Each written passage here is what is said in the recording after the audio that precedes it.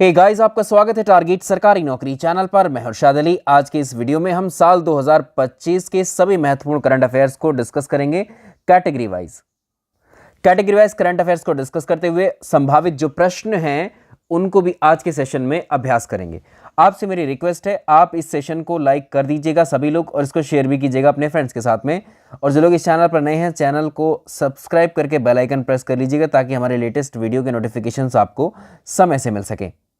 इसके अलावा आपकी परीक्षा में अब लगभग 1 महीने का समय बचा है, तो आपको यूपीपीएससी, बीईओ, आरओ किसी भी परीक्षा के लिए नोट्स अगर चाहिए तो आप हमें इस नंबर पर 8700739033 पर संपर्क कर सकते हैं, व्हाट्सएप के माध्यम से या कॉल के माध्यम से।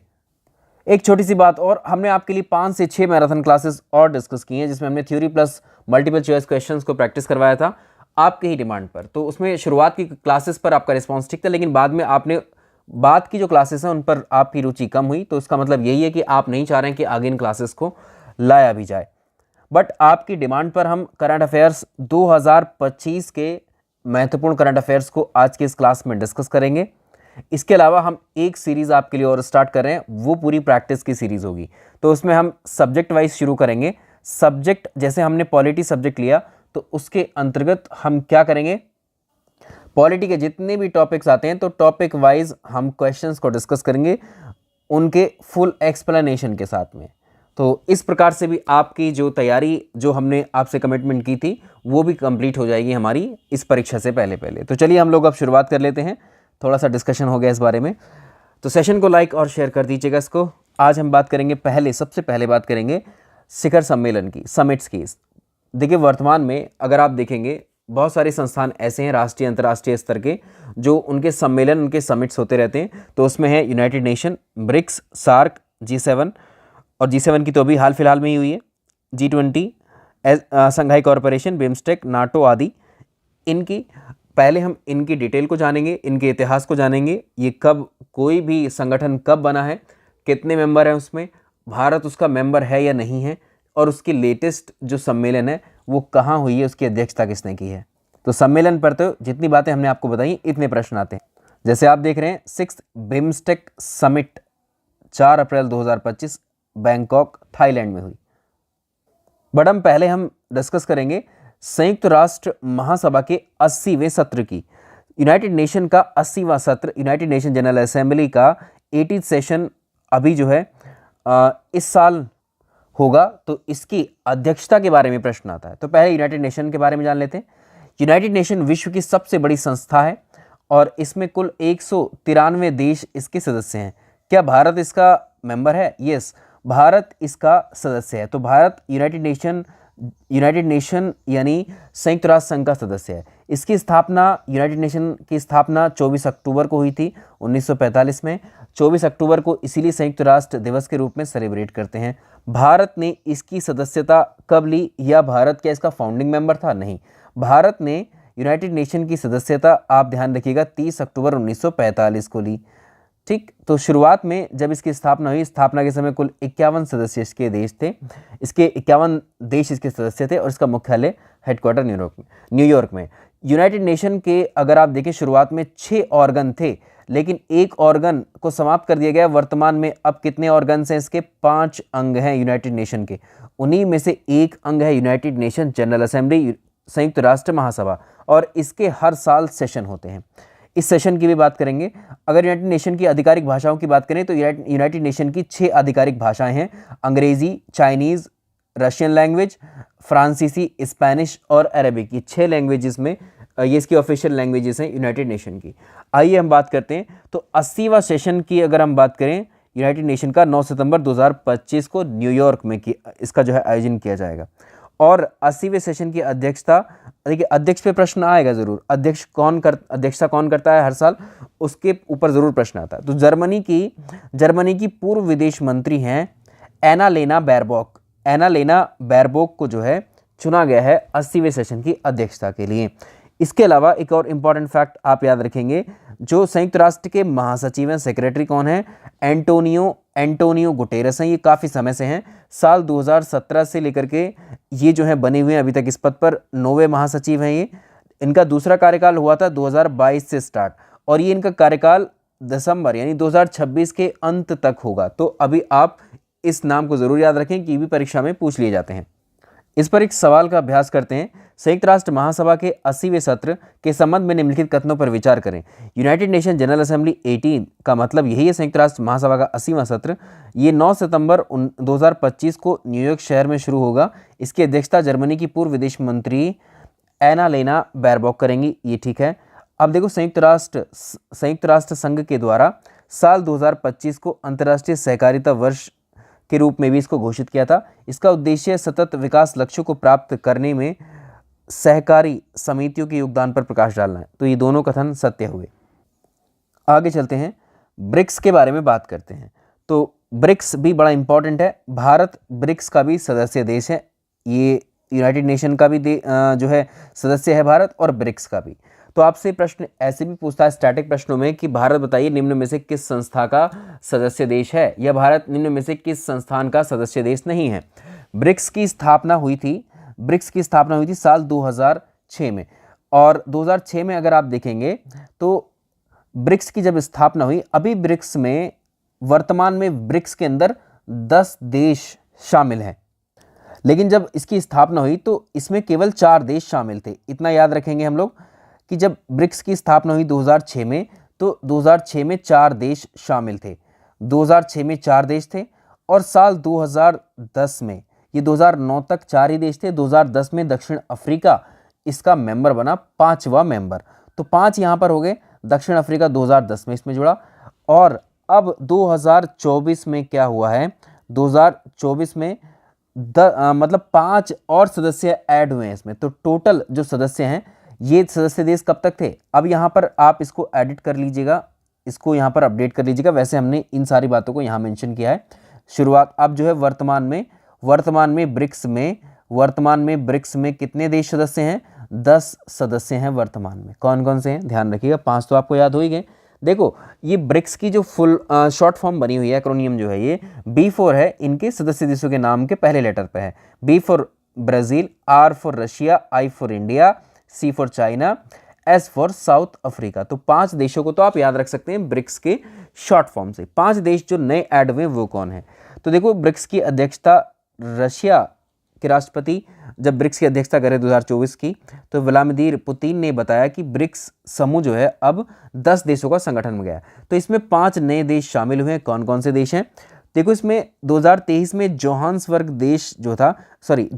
में जो है अर्जेंटीना सहित 6 देशों को इसमें शामिल करने की मंजूरी मिली थी। लेकिन जो अर्जेंटीना देश है, अर्जेंटीना के राष्ट्रपति जो जेवियर माइली हैं, इन्होंने इस सदस्यता को वापस ले लिया था। तो अब सिर्फ 5 नए सदस्य ब्रिक्स में शामिल हुए हैं। कौन कौन से हैं, नंबर 1 मिस्र, ठीक है, मिस्र, इथियोपिया, ईरान और संयुक्त अरब अमीरात। मिस्र, इथियोपिया, ईरान, संयुक्त अरब अमीरात, ये 5 देश और शामिल हुए। तो अब जो है ये टोटल 10 देशों का संगठन बन गया है।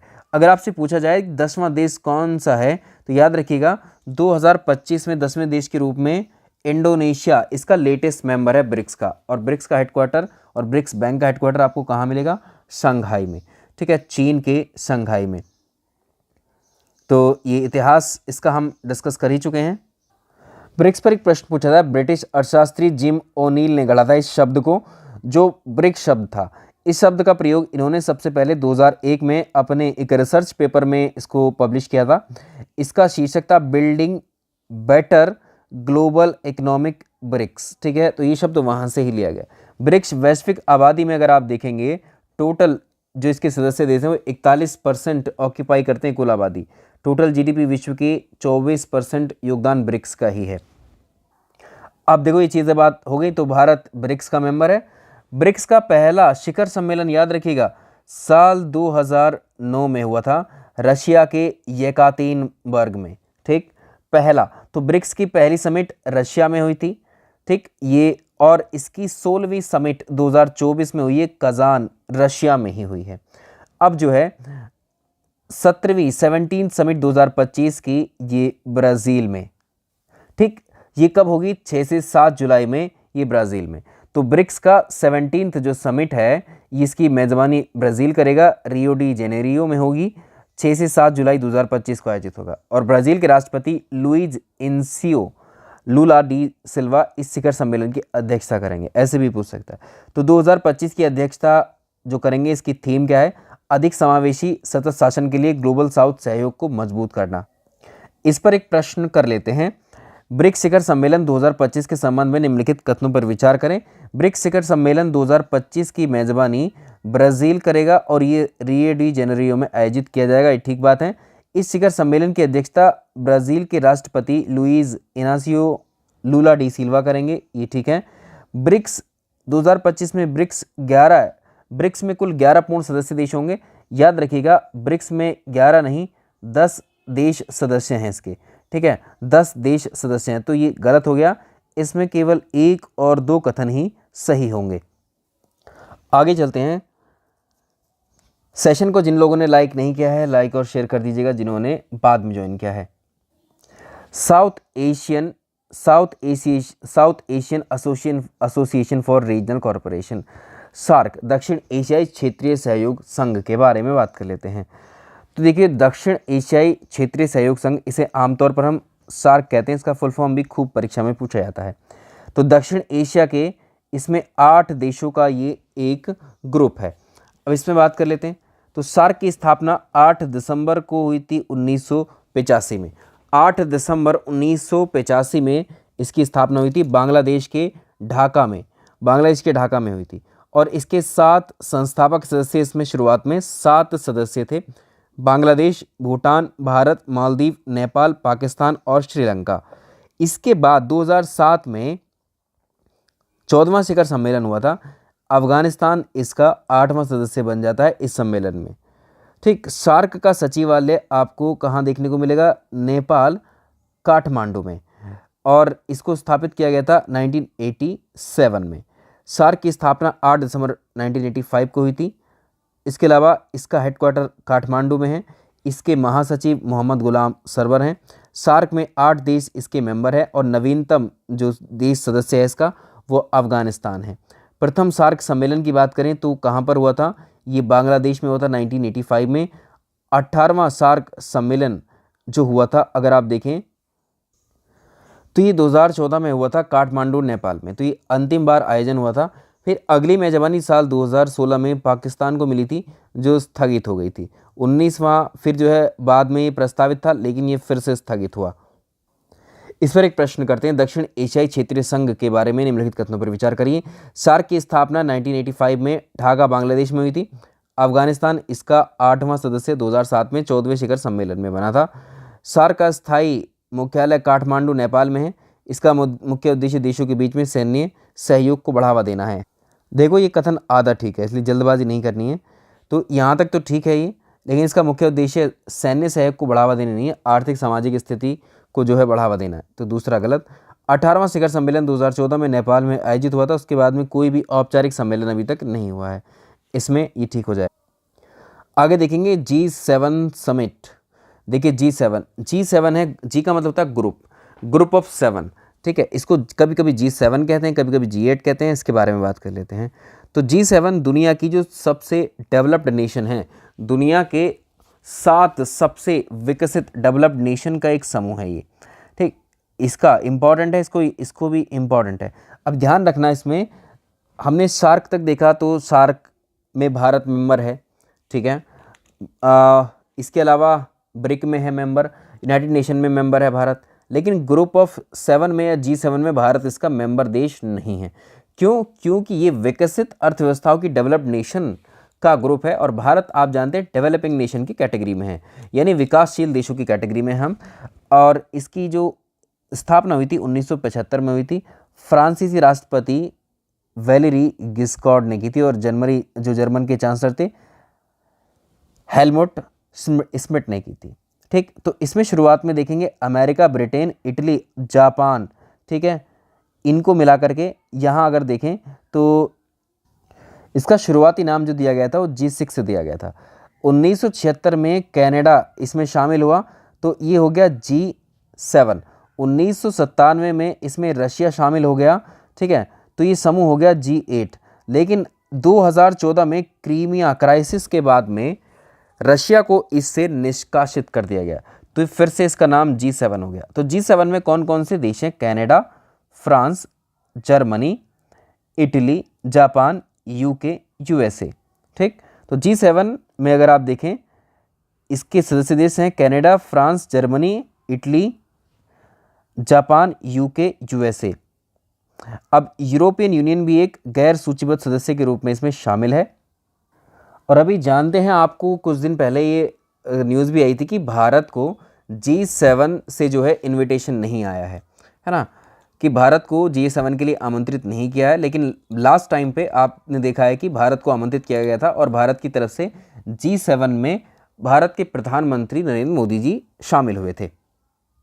तो ये कहाँ पर हुई थी G7 समिट? ये तो अभी हुई है 16-17 जून को, जो है 16-17 जून 2025 को ये समिट हुई है। तो ये हुई है कनाडा में। ठीक है, याद रखिएगा, G7 समिट कनाडा में हुई है, कनाडा के कनानास्किस में। ठीक है, कनाडा के कनानास्किस में इसका आयोजन किया गया। तो G7 का जो प्रथम सम्मेलन था वो फ्रांस में किया गया। अब देखो, इसमें 2024 का जो सम्मेलन था वो इटली में हुआ है, 50वां सम्मेलन। अभी जो लेटेस्ट सम्मेलन है वो 2025वां सम्मेलन है, ये 51वां जी शिखर सम्मेलन, ये कनाडा में हुआ है। ठीक है, कनाडा में कहाँ? कनानास्किस में इसमें। और ये जो है 15 से 17 जून के बीच में ये इसका आयोजन हो चुका है। और भारत ने इसमें पार्टिसिपेट किया, हालांकि भारत इसका मेंबर नहीं। आगे बात करते हैं आसियान शिखर सम्मेलन की।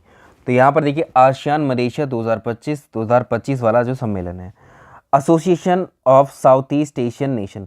तो आसियान की फुल फॉर्म पूछता है association of south east Asian nation. तो दक्षिणी पूर्व एशिया का एक महत्वपूर्ण ये अंतर सरकारी संगठन है। आसियान की स्थापना अगर आप देखें 8 अगस्त 1967 में हुई थी। इसका हेडक्वार्टर इंडोनेशिया जकार्ता में है। इसके महासचिव हैं काओ किम हॉर्न। अब देखो, आसियान में 10 देश इसके मेंबर हैं। आसियान में 10 देश इसके मेंबर हैं। क्या भारत आसियान का सदस्य है? देखो, Brunei, Philippines, Laos, Thailand, Vietnam, Malaysia, Indonesia, Myanmar, Cambodia, Singapore, ये 10 देश इसके सदस्य देश हैं। इनमें से ये भी पूछ लेता है निम्न में से कौन सा आसियान देश का सदस्य, आसियान संघ का सदस्य है। तो भारत आसियान का मेंबर नहीं है, ये आप याद करिएगा। अभी जितने भी हमने देखे तो G7 में भारत नहीं है और आसियान में भारत नहीं है। आसियान के जो सम्मेलन होते हैं वर्ष में 2 बार इनका आयोजन होता है और 2025 में इसकी अध्यक्षता जो है मलेशिया कर रहा है। पहला आसियान शिखर सम्मेलन 1976 में आयोजित किया गया था इंडोनेशिया के बाली में। और 45वां शिखर आसियान शिखर सम्मेलन 2024 वाला ये लाओस में किया गया है। आसियान का हेडक्वार्टर सचिवालय आपसे पूछता है कहाँ पर है? इंडोनेशिया जकार्ता में है, कभी ऐसे पूछ दे। 46वां जो आसियान शिखर सम्मेलन है मलेशिया में होगा। ठीक है, मलेशिया के कोलालमपुर में। पहला शिखर सम्मेलन अगर आप देखें तो देखो ये मलेशिया में ही है, कोलालमपुर और पुत्रजया, दोनों याद रखिएगा आप दोनों को। इस पर एक प्रश्न देखो, आसियान जो है इसके संबंध में निम्नलिखित कथनों पर विचार करिए। आसियान की स्थापना 1967 में बैंकॉक घोषणा के साथ हुई थी। इसका मुख्यालय इंडोनेशिया में है। ठीक है, आसियान के वर्तमान में 10 सदस्य देश हैं जिसमें वियतनाम, म्यांमार, फिलीपींस आदि भी शामिल हैं। ये भी ठीक है। और आसियान शिखर सम्मेलन वर्ष में 1 बार आयोजित नहीं होता, 2 बार आयोजित होता है।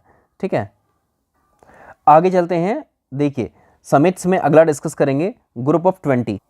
भाई सेशन को आपसे मेरी रिक्वेस्ट है लाइक और शेयर कर दीजिएगा, इसको लाइक और शेयर कर दीजिएगा। आगे चलते हैं। देखिए, आगे चलते हैं।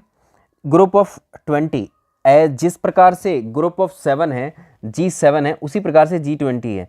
यहाँ पर G20 अगर आप देखेंगे तो ये दुनिया की विकासशील अर्थव्यवस्थाओं का ग्रुप है। विकासशील अर्थव्यवस्थाओं को उभरती हुई अर्थव्यवस्था भी कहते हैं। तो भारत एक विकासशील अर्थव्यवस्था, तो भारत भी इसका मेंबर है। तो G20 की स्थापना 1999 में हुई थी। इसका कोई स्थायी मुख्यालय नहीं है। G20 में अगर आप देखें तो 19 देश हैं, यूरोपीय यूनियन है, ठीक है, और अफ्रीकी संघ है, ये शामिल है। 19 कंट्री है टोटल मिलाकर के, कंट्रीज और संस्थाओं को मिलाकर के 21 होते हैं। तो अफ्रीकी संघ को 2023 में भारत की अध्यक्षता के दौरान स्थायी सदस्यता इसको मिली थी। तो सदस्य कौन कौन से हुए? भारत क्या इसका मेंबर है G20 का? बिल्कुल है। तो ये क्या है, 19 देश, यूरोपियन यूनियन और अफ्रीकन यूनियन, ठीक है। तो भारत इसका सदस्य देश है। अब देखो इसमें इसका जो 18वां सेशन था ये 2023 में हुआ था, भारत में इसका आयोजन किया गया था। किसका? ग्रुप ऑफ 20 का। 19वां जो शिखर सम्मेलन है G20 का, वो 2024 में ब्राज़ील के रियो डी जेनेरियो में हुआ। और आगे देखिए 20वां शिखर सम्मेलन ये अफ्रीका के जोहान्सबर्ग में होगा, साउथ अफ्रीका के, जो 22 से 23 नवंबर 2025 तक ये चलेगा। इसका विषय रखा गया एकजुटता, समानता, स्थिरता, सॉलिडारिटी, इक्विटी और सस्टेनेबिलिटी। इस पर देखें, G20 शिखर सम्मेलन 2025 के संदर्भ में निम्नलिखित कथनों पर विचार करें। G20 व शिखर सम्मेलन की मेजबानी 2025 में दक्षिण अफ्रीका के द्वारा की जाएगी। G20 शिखर सम्मेलन 2025 का विषय एकजुटता, समानता, स्थिरता है और G20 शिखर सम्मेलन अफ्रीकी महाद्वीप में आयोजित होने वाला पहला शिखर सम्मेलन है। ठीक है, ये तीनों कथन इसमें ठीक हो जाते हैं। बाकी प्रश्न और भी देख सकते हैं इस पर। आगे चलते हैं। संघाई सहयोग संगठन, संघाई कॉरपोरेशन, SCO, संघाई सहयोग संगठन 2001 में 15 जून को इसकी स्थापना की गई थी। इस पर भी प्रश्न आता है। संघाई सहयोग संगठन जो है, इसको पहले संघाई 5 के नाम से जाना जाता था और 1996 में चीन, कजाकिस्तान, किर्गिस्तान, रशिया, तजाकिस्तान के द्वारा इसको जो है फॉर्म किया गया था। ठीक है, और यहाँ पर वर्ष 2001 में उज्बेकिस्तान के शामिल होने के बाद इसका नाम बदलकर पहले तो इसको संघाई 5 कहा गया, अब कहा गया संघाई सहयोग संगठन। SCO का जो हेडक्वार्टर है बीजिंग में है, चाइना में। भारत इसका शुरुआती मेंबर नहीं था, लेकिन भारत और पाकिस्तान ने एक वर्ष में इनकी जो है, मतलब साल था 2017, भारत और पाकिस्तान ने ये पूर्ण सदस्यता SCO के लिए ली। तो भारत SCO का एक मेंबर कंट्री है। तो अब वर्तमान में SCO में कुल 10 देश हैं, Russia, China, Kazakhstan, Kyrgyzstan, Uzbekistan, Tajikistan, Bharat, Pakistan, Iran 2021 में जुड़ा और बेलारूस 2024 में इसमें जुड़ा है। तो बेलारूस के शामिल होने से पहले इसमें 9 सदस्य थे। अफगानिस्तान और मंगोलिया इसके पर्यवेक्षक हैं, ऑब्जर्वर हैं। 2017 को भारत, पाकिस्तान इसके पूर्ण सदस्य बने। जुलाई 2023 में ईरान इसका पूर्ण सदस्य बना। यहाँ करेक्ट कर लीजिएगा 2023 में, ठीक है। बेलारूस 2024 में बना। ऐसे ही पूछ सकता है कि संघाई सहयोग संगठन का जो लेटेस्ट मेंबर है वो बेलारूस है। इसके शिखर सम्मेलन की बात कर लेते हैं। तो देखिए SCO का जो शिखर सम्मेलन हुआ है वो कहाँ पर हुआ है? 2023 वाला तो भारत में हुआ था, लेकिन 2025 वाला हमको देखना है, ये चाइना में होगा। ठीक है, चाइना में भी कहाँ? किंगदाओ में, चाइना के। क्लास शुरू होते ही हमने बिम्स्टेक के बारे में देखा था। ठीक है, बिम्स्टेक के बारे में बात कर लेते हैं। इसका फुल फॉर्म आता है Bay of Bengal, B for Bay of Bengal initiative for multi sectoral technical and economic corporation. Bay of Bengal initiative for the multi sectoral technical and economical corporation. बहुक्षेत्रीय तकनीकी और आर्थिक सहयोग बिम्स्टेक के लिए बंगाल की खाड़ी पहल इसका पूरा नाम होगा हिंदी में। अब देखो इसमें दक्षिण और दक्षिण पूर्व एशिया के 7 देश इसके मेंबर हैं। जो देश आपको हाईलाइटेड यहाँ पर नज़र आ रहे हैं, number 1 is India, number 2 Nepal, Bhutan, Bangladesh, Myanmar, Thailand और श्रीलंका। तो ये 7 कंट्रीज़ हैं। बिम्स्टेक की स्थापना 1997 में हुई थी। इसका सचिवालय ढाका में। तो भारत इसका मेंबर है, बांग्लादेश, म्यांमार, थाईलैंड और श्रीलंका, नेपाल, भूटान। अब इसमें ध्यान रखना Pakistan is not a member. ठीक है, इसमें पाकिस्तान इसका सदस्य देश नहीं है। तो प्रारंभ में शुरू में देखें अब इसमें देखिए शुरुआत में क्या था, देखो इसको। तो इसमें देखो कुछ इसके आपको शॉर्ट फॉर्म से भी याद हो जाएगा। बी फॉर बांग्लादेश का मेंबर है, I for India, S for Sri Lanka, T for Thailand. इसका फुल फॉर्म भी आपको ध्यान रखना है। ठीक है, एक्रोनियम भी आप याद रख सकते हैं। थाईलैंड भी है इसमें। तो 1997 में इसमें म्यांमार जुड़ा था और 2004 में नेपाल, भूटान जुड़े थे, तब ये बिम्स्टेक हुआ था। बिम्स्टेक का जो अगर आप लेटेस्ट वाला देखेंगे शिखर सम्मेलन, वो हुआ था बैंकॉक, थाईलैंड में। ठीक है, अभी पीछे हमने फ़ोटो ही देखा था उसका। यहाँ पर चाहें आप इसको चेंज कर लें, यहाँ पर करें 2025। ठीक है, 2025। तो यहाँ पर इस पर सवाल कर लेते हैं, एक सवाल कर लेते हैं। पहला बिम्स्टेक कहाँ पर हुआ था? दिल्ली में, भारत। तो छठवें बिम्स्टेक शिखर सम्मेलन के माफ़ कीजिएगा, संबंध में निम्नलिखित कथनों पर विचार कीजिए। 4 अप्रैल 2025 को ये सम्मेलन थाईलैंड में हुआ, बिल्कुल देखो सही बात है। इस सम्मेलन का मुख्य विषय बिम्स्टेक समृद्ध, लचीला और खुला था। दोनों कथन इसमें सही हो जाते। NATO, north Atlantic treaty organization के ऊपर भी प्रश्न आते हैं। ये अंतर्राष्ट्रीय एक सैन्य संगठन है, ये मिलिट्री ऑर्गेनाइजेशन है। कुछ देशों ने इसमें जो है सदस्य बने हैं और एक तरीके से वो सैन्य संगठन बनाया सेना को लेकर के। इसमें क्या होता है, इसमें खास बात क्या है, 32 देश इसके सदस्य हैं और ऐसा माना जाता है अगर इन 32 देशों में से किसी देश के ऊपर आक्रमण होता है तो ये देश मानते हैं कि उन 32 देशों पर आक्रमण हुआ और एक साथ खड़े हो जाते हैं। तो 32 देशों का सदस्य है। भारत क्या इसका मेंबर है? भारत नेटो का मेंबर नहीं है। भारत नेटो का मेंबर नहीं है। नाटो कहें नेटो कहें। इसका हेडक्वार्टर कहाँ पर है? बेल्जियम में। नाटो की स्थापना 1949 में हुई थी। 75 साल इसकी स्थापना को पूरे हो चुके हैं। आगे बात करेंगे। नाटो जो है यूरोप और उत्तरी अमेरिका, अब ध्यान रखिएगा 2 कॉन्टिनेंट इसमें नाम लिए गए हैं, यूरोप कॉन्टिनेंट और उत्तरी अमेरिका के 32 देशों का एक राजनीतिक और सैन्य संगठन है। ये सामूहिक रूप से रक्षा, संकट प्रबंधन, साझेदारी, नवाचार के माध्यम से अपने सदस्यों की सुरक्षा करता है। नाटो का पहला शिखर सम्मेलन 1949 में हुआ था और ये जो है वाशिंगटन डीसी में इसको किया गया था।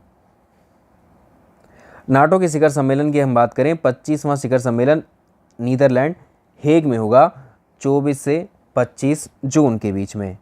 इसके सदस्य देशों में आप देख सकते हैं Albania, Belgium, Bulgaria, Canada, Croatia, चेक गणराज्य, Denmark, Estonia, Finland, France, Germany, Hungary, Iceland, Italy, Latvia, Lithuania, Luxembourg, Montenegro, Netherland, उत्तरी मैसेडोनिया, नॉर्वे, पोलैंड, पुर्तगाल, Romania, Slovakia, Slovenia, Spain, Sweden, तुर्की, यूके और यूएसए।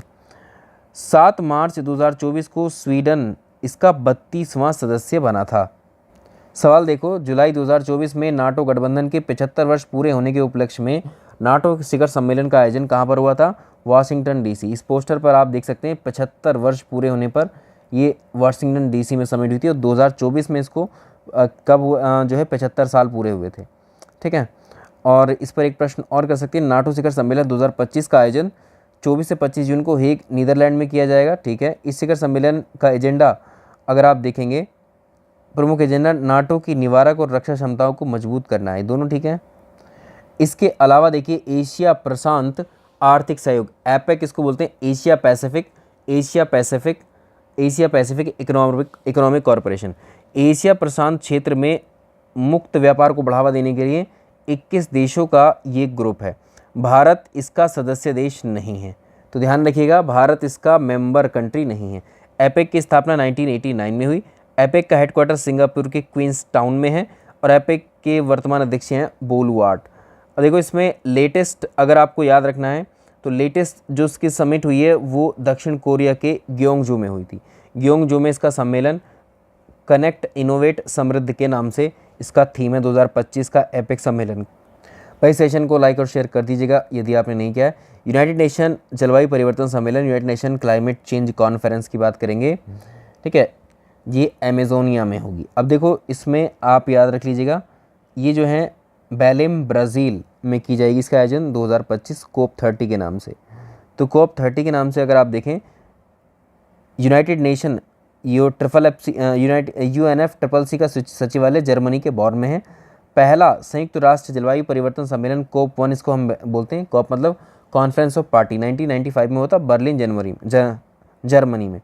29वां हुआ था 2024 का बाकू अजरबैजान में और 30वां जो होगा इसका कोप 30 वो 2025 में ब्राज़ील के बेलेम शहर में आयोजित किया जाएगा। ऐसे ही एक G77 है, विकासशील देशों का समूह है ये। ठीक है, तो इसमें भारत G77 का सदस्य भी है, G20 का भी सदस्य है और इसमें विकासशील देशों का समूह है। वर्तमान में 134 इसमें देश हैं और इसकी जो लेटेस्ट अध्यक्षता है वो किसके पास है? इराक के पास में है। इसके अलावा दक्षिण शिखर सम्मेलन पहला क्यूबा में हुआ था और तीसरा कंपाला युगांडा में हुआ था। एक और आ जाता है I2U2 गठबंधन। क्या है? I2U2 4 देशों का समूह है। इसमें ये 2021 में ये अस्तित्व में आए थे। अब देखो इसमें एक I4 है इंडिया, एक I4 है इजराइल और एक है UAE और US। ये 4 देश मिलकर के इनको कहा गया I2U2। ठीक है, तो प्राथमिक उद्देश्य राष्ट्रों के बीच में तकनीकें और निजी क्षेत्र को इसमें जो है एक तरीके से सहारा देना होगा। अब इसमें देखो इंडिया, इजराइल, यूएई और यूएसए, तो इसका इंडिया एक मेंबर देश है, इसको ध्यान रखिएगा। I2U2 की मेज़बानी 2023 में यूएई के द्वारा की गई थी, उसके बाद में इसका कोई अधिवेशन आदि नहीं हुआ है।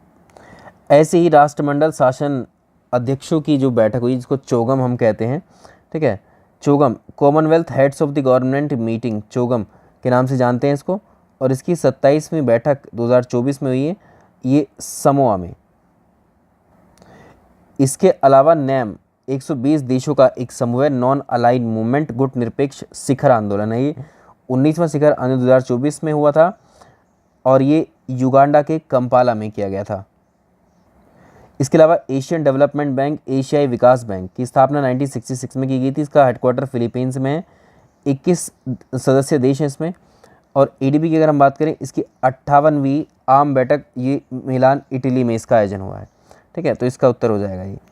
एक और देख लेते हैं, चतुर्भुज सुरक्षा संवाद, इसको क्वाड कहते हैं, क्वाड्रिलेटरल सिक्योरिटी डायलॉग, क्वाड। अभी इसमें देखो 2007 में जापान के प्रधानमंत्री शिंजो आबे ने इसको कॉइन किया था और 2017 में भारत, ऑस्ट्रेलिया, अमेरिका, जापान के साथ आकर के इसमें चतुर्भुज गठबंधन किया गया। तो क्वाड में कौन कौन शामिल है? America, Japan, Bharat, Australia. 6वीं जो क्वाड का शिखर सम्मेलन हुआ है वो कहाँ पर हुआ है? यूएसए में। करंट अफेयर्स की अगली कैटेगरी को डिस्कस करेंगे, ये है महत्वपूर्ण दिवस पर आधारित। आपसे मेरी रिक्वेस्ट है, सेशन को आप लाइक कर दीजिएगा, यदि नहीं किया है आपने तो कीजिएगा और उसको शेयर भी कीजिएगा। देखिए, अब हम इम्पॉर्टेंट दिवस के बारे में बात करेंगे जो साल में होते हैं। कौन कौन से हैं? देखिए, राष्ट्रीय बालिका दिवस के बारे में निम्नलिखित कथनों पर विचार करिए। प्रश्नों के माध्यम से हम इनको करेंगे। तो भारत में हर साल 24 जनवरी को नेशनल गर्ल चाइल्ड डे के रूप में सेलिब्रेट किया जाता है। ये बात सही है। राष्ट्रीय बालिका दिवस की पहली बार शुरुआत 2008 में की गई थी, महिला एवं बाल विकास मंत्रालय द्वारा। ठीक है, नेशनल गर्ल चाइल्ड ये भारत में सेलिब्रेट किया जाता है। कितनी तारीख को? 24 जनवरी को। इस दिन को मनाने का उद्देश्य बालिकाओं के अधिकारों के बारे में जागरूकता को बढ़ाना है, उनके स्वास्थ्य, शिक्षा, पोषण और एम्पावरमेंट पर जोर देना है। इसमें ये बात ठीक है, तीनों कथन इसके सही हो जाते हैं, तीनों कथन इसमें सही हो गए। आप हमारे पेड नोट्स के प्रोग्राम से जुड़ सकते हैं सभी एग्ज़ाम्स के लिए। आप चाहे पेट की परीक्षा दे रहे हैं, आरआरबी की दे रहे हैं, किसी परीक्षा को दे रहे हैं, 8700739033 पर। आगे चलते हैं। देखिए, राष्ट्रीय मतदाता दिवस के रूप में और राष्ट्रीय मतदाता से संबंधित कथनों पर विचार करें। भारत 25 जनवरी 2025 को 15वां राष्ट्रीय मतदाता दिवस के रूप में मनाया इसने भारत ने, जो भारत के निर्वाचन आयोग, इलेक्शन कमीशन ऑफ इंडिया की राष्ट्र के प्रति समर्पित सेवा के 75 वर्ष पूरे होने का प्रतीक है। ये बात ठीक है, 75 वर्ष पूरे हो गए। राष्ट्रीय मतदाता दिवस को मनाने की शुरुआत भारत के निर्वाचन आयोग की स्थापना, देखो निर्वाचन आयोग की स्थापना कब हुई थी? 25 जनवरी 1950। इसके उपलक्ष्य में साल 2011 में की गई थी और ये दिवस भारतीय निर्वाचन आयोग की स्थापना का भी स्मरण करवाता है। ठीक है, 15वां राष्ट्रीय मतदाता दिवस का थीम है मतदान से बढ़कर कुछ भी नहीं, मैं निश्चित रूप में मतदान करूंगा। तीनों कथन सही हो जाते हैं हमारे। आगे चलते हैं। भारत पर्व 2025 से संबंधित निम्नलिखित कथनों पर विचार करें। 26 से 31 जनवरी 2025 तक दिल्ली में स्थित लाल किले में इसका आयोजन किया गया था। चलिए, ये बात सही है। और इस पर्व का जो विषय है, देखो अपना देश, देखो अपना देश, भारत पर्व 2025 का थीम था। तो इसमें दोनों कथन हमारे सही हुए हैं। तो ये हुआ था नई दिल्ली में स्थित लाल किले में भारत पर्व का आयोजन, और इसकी थीम आप याद रख सकते हैं। एक और इम्पॉर्टेंट प्रश्न, ये मेरा बड़ा फेवरेट है उसमें, क्योंकि ये पर्यावरण से संबंधित है। ठीक, आइए इस पर बात कर लेते हैं। विश्व गौरैया दिवस, वर्ल्ड स्पैरो डे 2025 से संबंधित निम्नलिखित कथनों पर विचार करें। 20 मार्च 2025 को विश्व भर में विश्व गौरैया दिवस सेलिब्रेट किया गया। देखिए, 20 मार्च को सेलिब्रेट किया जाता है, ये बात सही है। गौरैया हरियाणा का राजकीय पक्षी है। हरियाणा का राजकीय पक्षी तो क्या है? ब्लैक फ्रैंकोलिन है। ठीक, तो दूसरा कथन गलत हो गया। तो इसमें देखो, संपूर्ण विश्व में विश्व गौरैया दिवस सेलिब्रेट किया था 20 मार्च को, और इस बार का जो थीम है 2025 का, आई लव स्पैरो, याद हो जाएगा आसानी से। तो संपूर्ण विश्व में गौरैया के प्रति संरक्षण या जागरूकता फैलाने के उद्देश्य से ही कोई भी जो है दिवस को सेलिब्रेट किया जाता है, पर्टिकुलर जिसका नाम उस पर रखा होता है। तो इस दिवस की शुरुआत नेचर फॉरएवर नामक एक पक्षी संरक्षण संगठन है, इसने 2010 में की थी। ठीक है, अब देखो, इसमें 2 स्टेट आप याद रखेंगे, एक तो यूटी है, दिल्ली और बिहार। बिहार और दिल्ली का जो राजकीय पक्षी है, ऑफिशियल बर्ड है इन दो राज्य की, वो गौरैया ही है। यदि आपको स्पीड कम लग रही हो तो आप स्पीड थोड़ी बढ़ा करके 2x पर या 1.5x पर भी इस क्लास को देख सकते हैं। आगे हम चलते हैं। विश्व प्रेस स्वतंत्रता दिवस के बारे में निम्नलिखित कथनों पर विचार करिए। जो वर्ल्ड प्रेस फ्रीडम डे है वो 3 मई को सेलिब्रेट किया जाता है। 2025 की जो थीम है वो बहादुर नई दुनिया में रिपोर्टिंग, प्रेस स्वतंत्रता, मीडिया पर आर्टिफिशियल इंटेलिजेंस का प्रभाव, ये भी ठीक है। संयुक्त राष्ट्र महासभा द्वारा वर्ष 1993 में 3 मई को इस दिवस को मनाने की घोषणा की गई थी। 7वें जन औषधि दिवस के रूप में 7वें जन औषधि दिवस के संबंध में कथनों पर विचार करें। 7 मार्च 2025 को सेलिब्रेट किया गया। इसका थीम पूछ रहा है, ठीक है। 2025 का थीम था जन औषधि सस्ती भी अच्छी भी। 1 से 7 मार्च के बीच में चला है। देखो इसका थीम भी ठीक है। इसका थीम अगर आप देखोगे तो जन औषधि थीम सस्ती भी अच्छी भी, ठीक है। यहाँ पर जो थीम दाम कम उत्तम, ये अर्थ तो एक ही निकल रहा है, लेकिन ये वाला ठीक है। यहाँ पर इसको करेक्ट कर लीजिएगा। यहाँ पर इसका उत्तर सी हो जाएगा। देखो पोस्टर्स पे अगर आप देखेंगे, इसके जो पोस्टर रिलीज़ किए गए उनमें दोनों जगह ये इस्तेमाल किया गया, दाम कम दवाई उत्तम, जन औषधि सस्ती भी अच्छी भी, ये दोनों ही यूज़ किए गए हैं अलग अलग पोस्टर्स में। एक और बड़ा महत्वपूर्ण दिवस है, देखिए इंटरनेशनल डे ऑफ बायोडाइवर्सिटी के ऊपर है ये। 22 मई 2025 को अंतर्राष्ट्रीय जैव विविधता दिवस सेलिब्रेट किया गया। ये बात बिल्कुल ठीक है। इसका थीम हम समाधान का भाग हैं क्या? देखिए इसका थीम क्या रहा? इसका थीम था harmony with nature and sustainable development. दूसरा गलत हो गया, एक ही ठीक है। जैव विविधता टर्म का उपयोग किसने किया था? WG रोजन ने 1985 में। हम पर्यावरण का एक क्लास कर चुके हैं ऑलरेडी।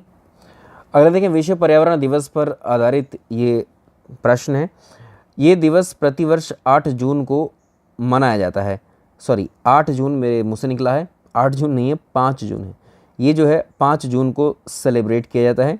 2025 में इसका थीम था प्लास्टिक प्रदूषण के उपाय, ठीक है। बीट प्लास्टिक प्रदूषण, यही है या अलग है? देखिए इसको, इसमें बिल्कुल मिलता जुलता है। तो इसका थीम क्या है? प्लास्टिक प्रदूषण के उपाय नहीं है, प्लास्टिक प्रदूषण को हराए हैं, ठीक है। वहाँ हमें मिलता जुलता नहीं चुनना है बिल्कुल भी। इस वर्ष इस दिवस की मेजबानी दक्षिण कोरिया को सौंपी गई थी। ये ठीक हो गया है। आगे चलें, भारत रंग महोत्सव, जिसको हम भारंगम के नाम से भी जानते हैं। भारत रंग महोत्सव का आयोजन 28 से, देखिए 28 जनवरी से 16 फरवरी तक श्रीलंका और नेपाल के 13 शहरों में किया गया था। और ये बात सही है। इसकी थीम क्या है? एक अभिव्यक्ति सर्वोच्च सृजन, ये भी ठीक है। आगे चलें, भारत ऊर्जा सप्ताह 2025 का आयोजन कब किया जाएगा? तो 11 से 14 फरवरी 2025 को। 18वां प्रवासी भारतीय दिवस सम्मेलन के बारे में कथन दिए हुए हैं। ये 8 से 10 जनवरी 2025 को जयपुर में आयोजित किया गया था। जयपुर में नहीं, उड़ीसा के भुवनेश्वर में आयोजित किया गया था। और ये कब किया गया था? 8 से 10 जनवरी में ही किया गया था। तो ये गलत होता, आधा गलत है आधा सही है। इसका जो अगर आप देखें थीम, विकसित भारत में प्रवासियों का योगदान, ये रहा थीम भी यहीं पर, ठीक है। पोस्टर से भी याद हो जाएंगी ये चीज़ें। एक ही ठीक है, इसमें केवल 2। प्रवासी भारतीय दिवस आप जानते हैं, गांधी जी वर्ष 1915 में दक्षिण अफ्रीका से भारत लौटे थे 9 जनवरी को, तो उनकी याद में ही जो है इसको सेलिब्रेट किया जाता है। आगे देखें, विश्व आर्द्र भूमि दिवस, वर्ल्ड वेटलैंड डे के संदर्भ में निम्नलिखित कथनों पर विचार करें। जो विश्व आर्द्र भूमि दिवस है ये प्रत्येक वर्ष 2 फरवरी को सेलिब्रेट किया जाता है। यह दिवस 1971 में ईरान के रामसर शहर में आर्द्र भूमियों पर हुए अभिसमय कन्वेंशन को अपनाने की वर्षगांठ पे हुआ था। ये भी ठीक है।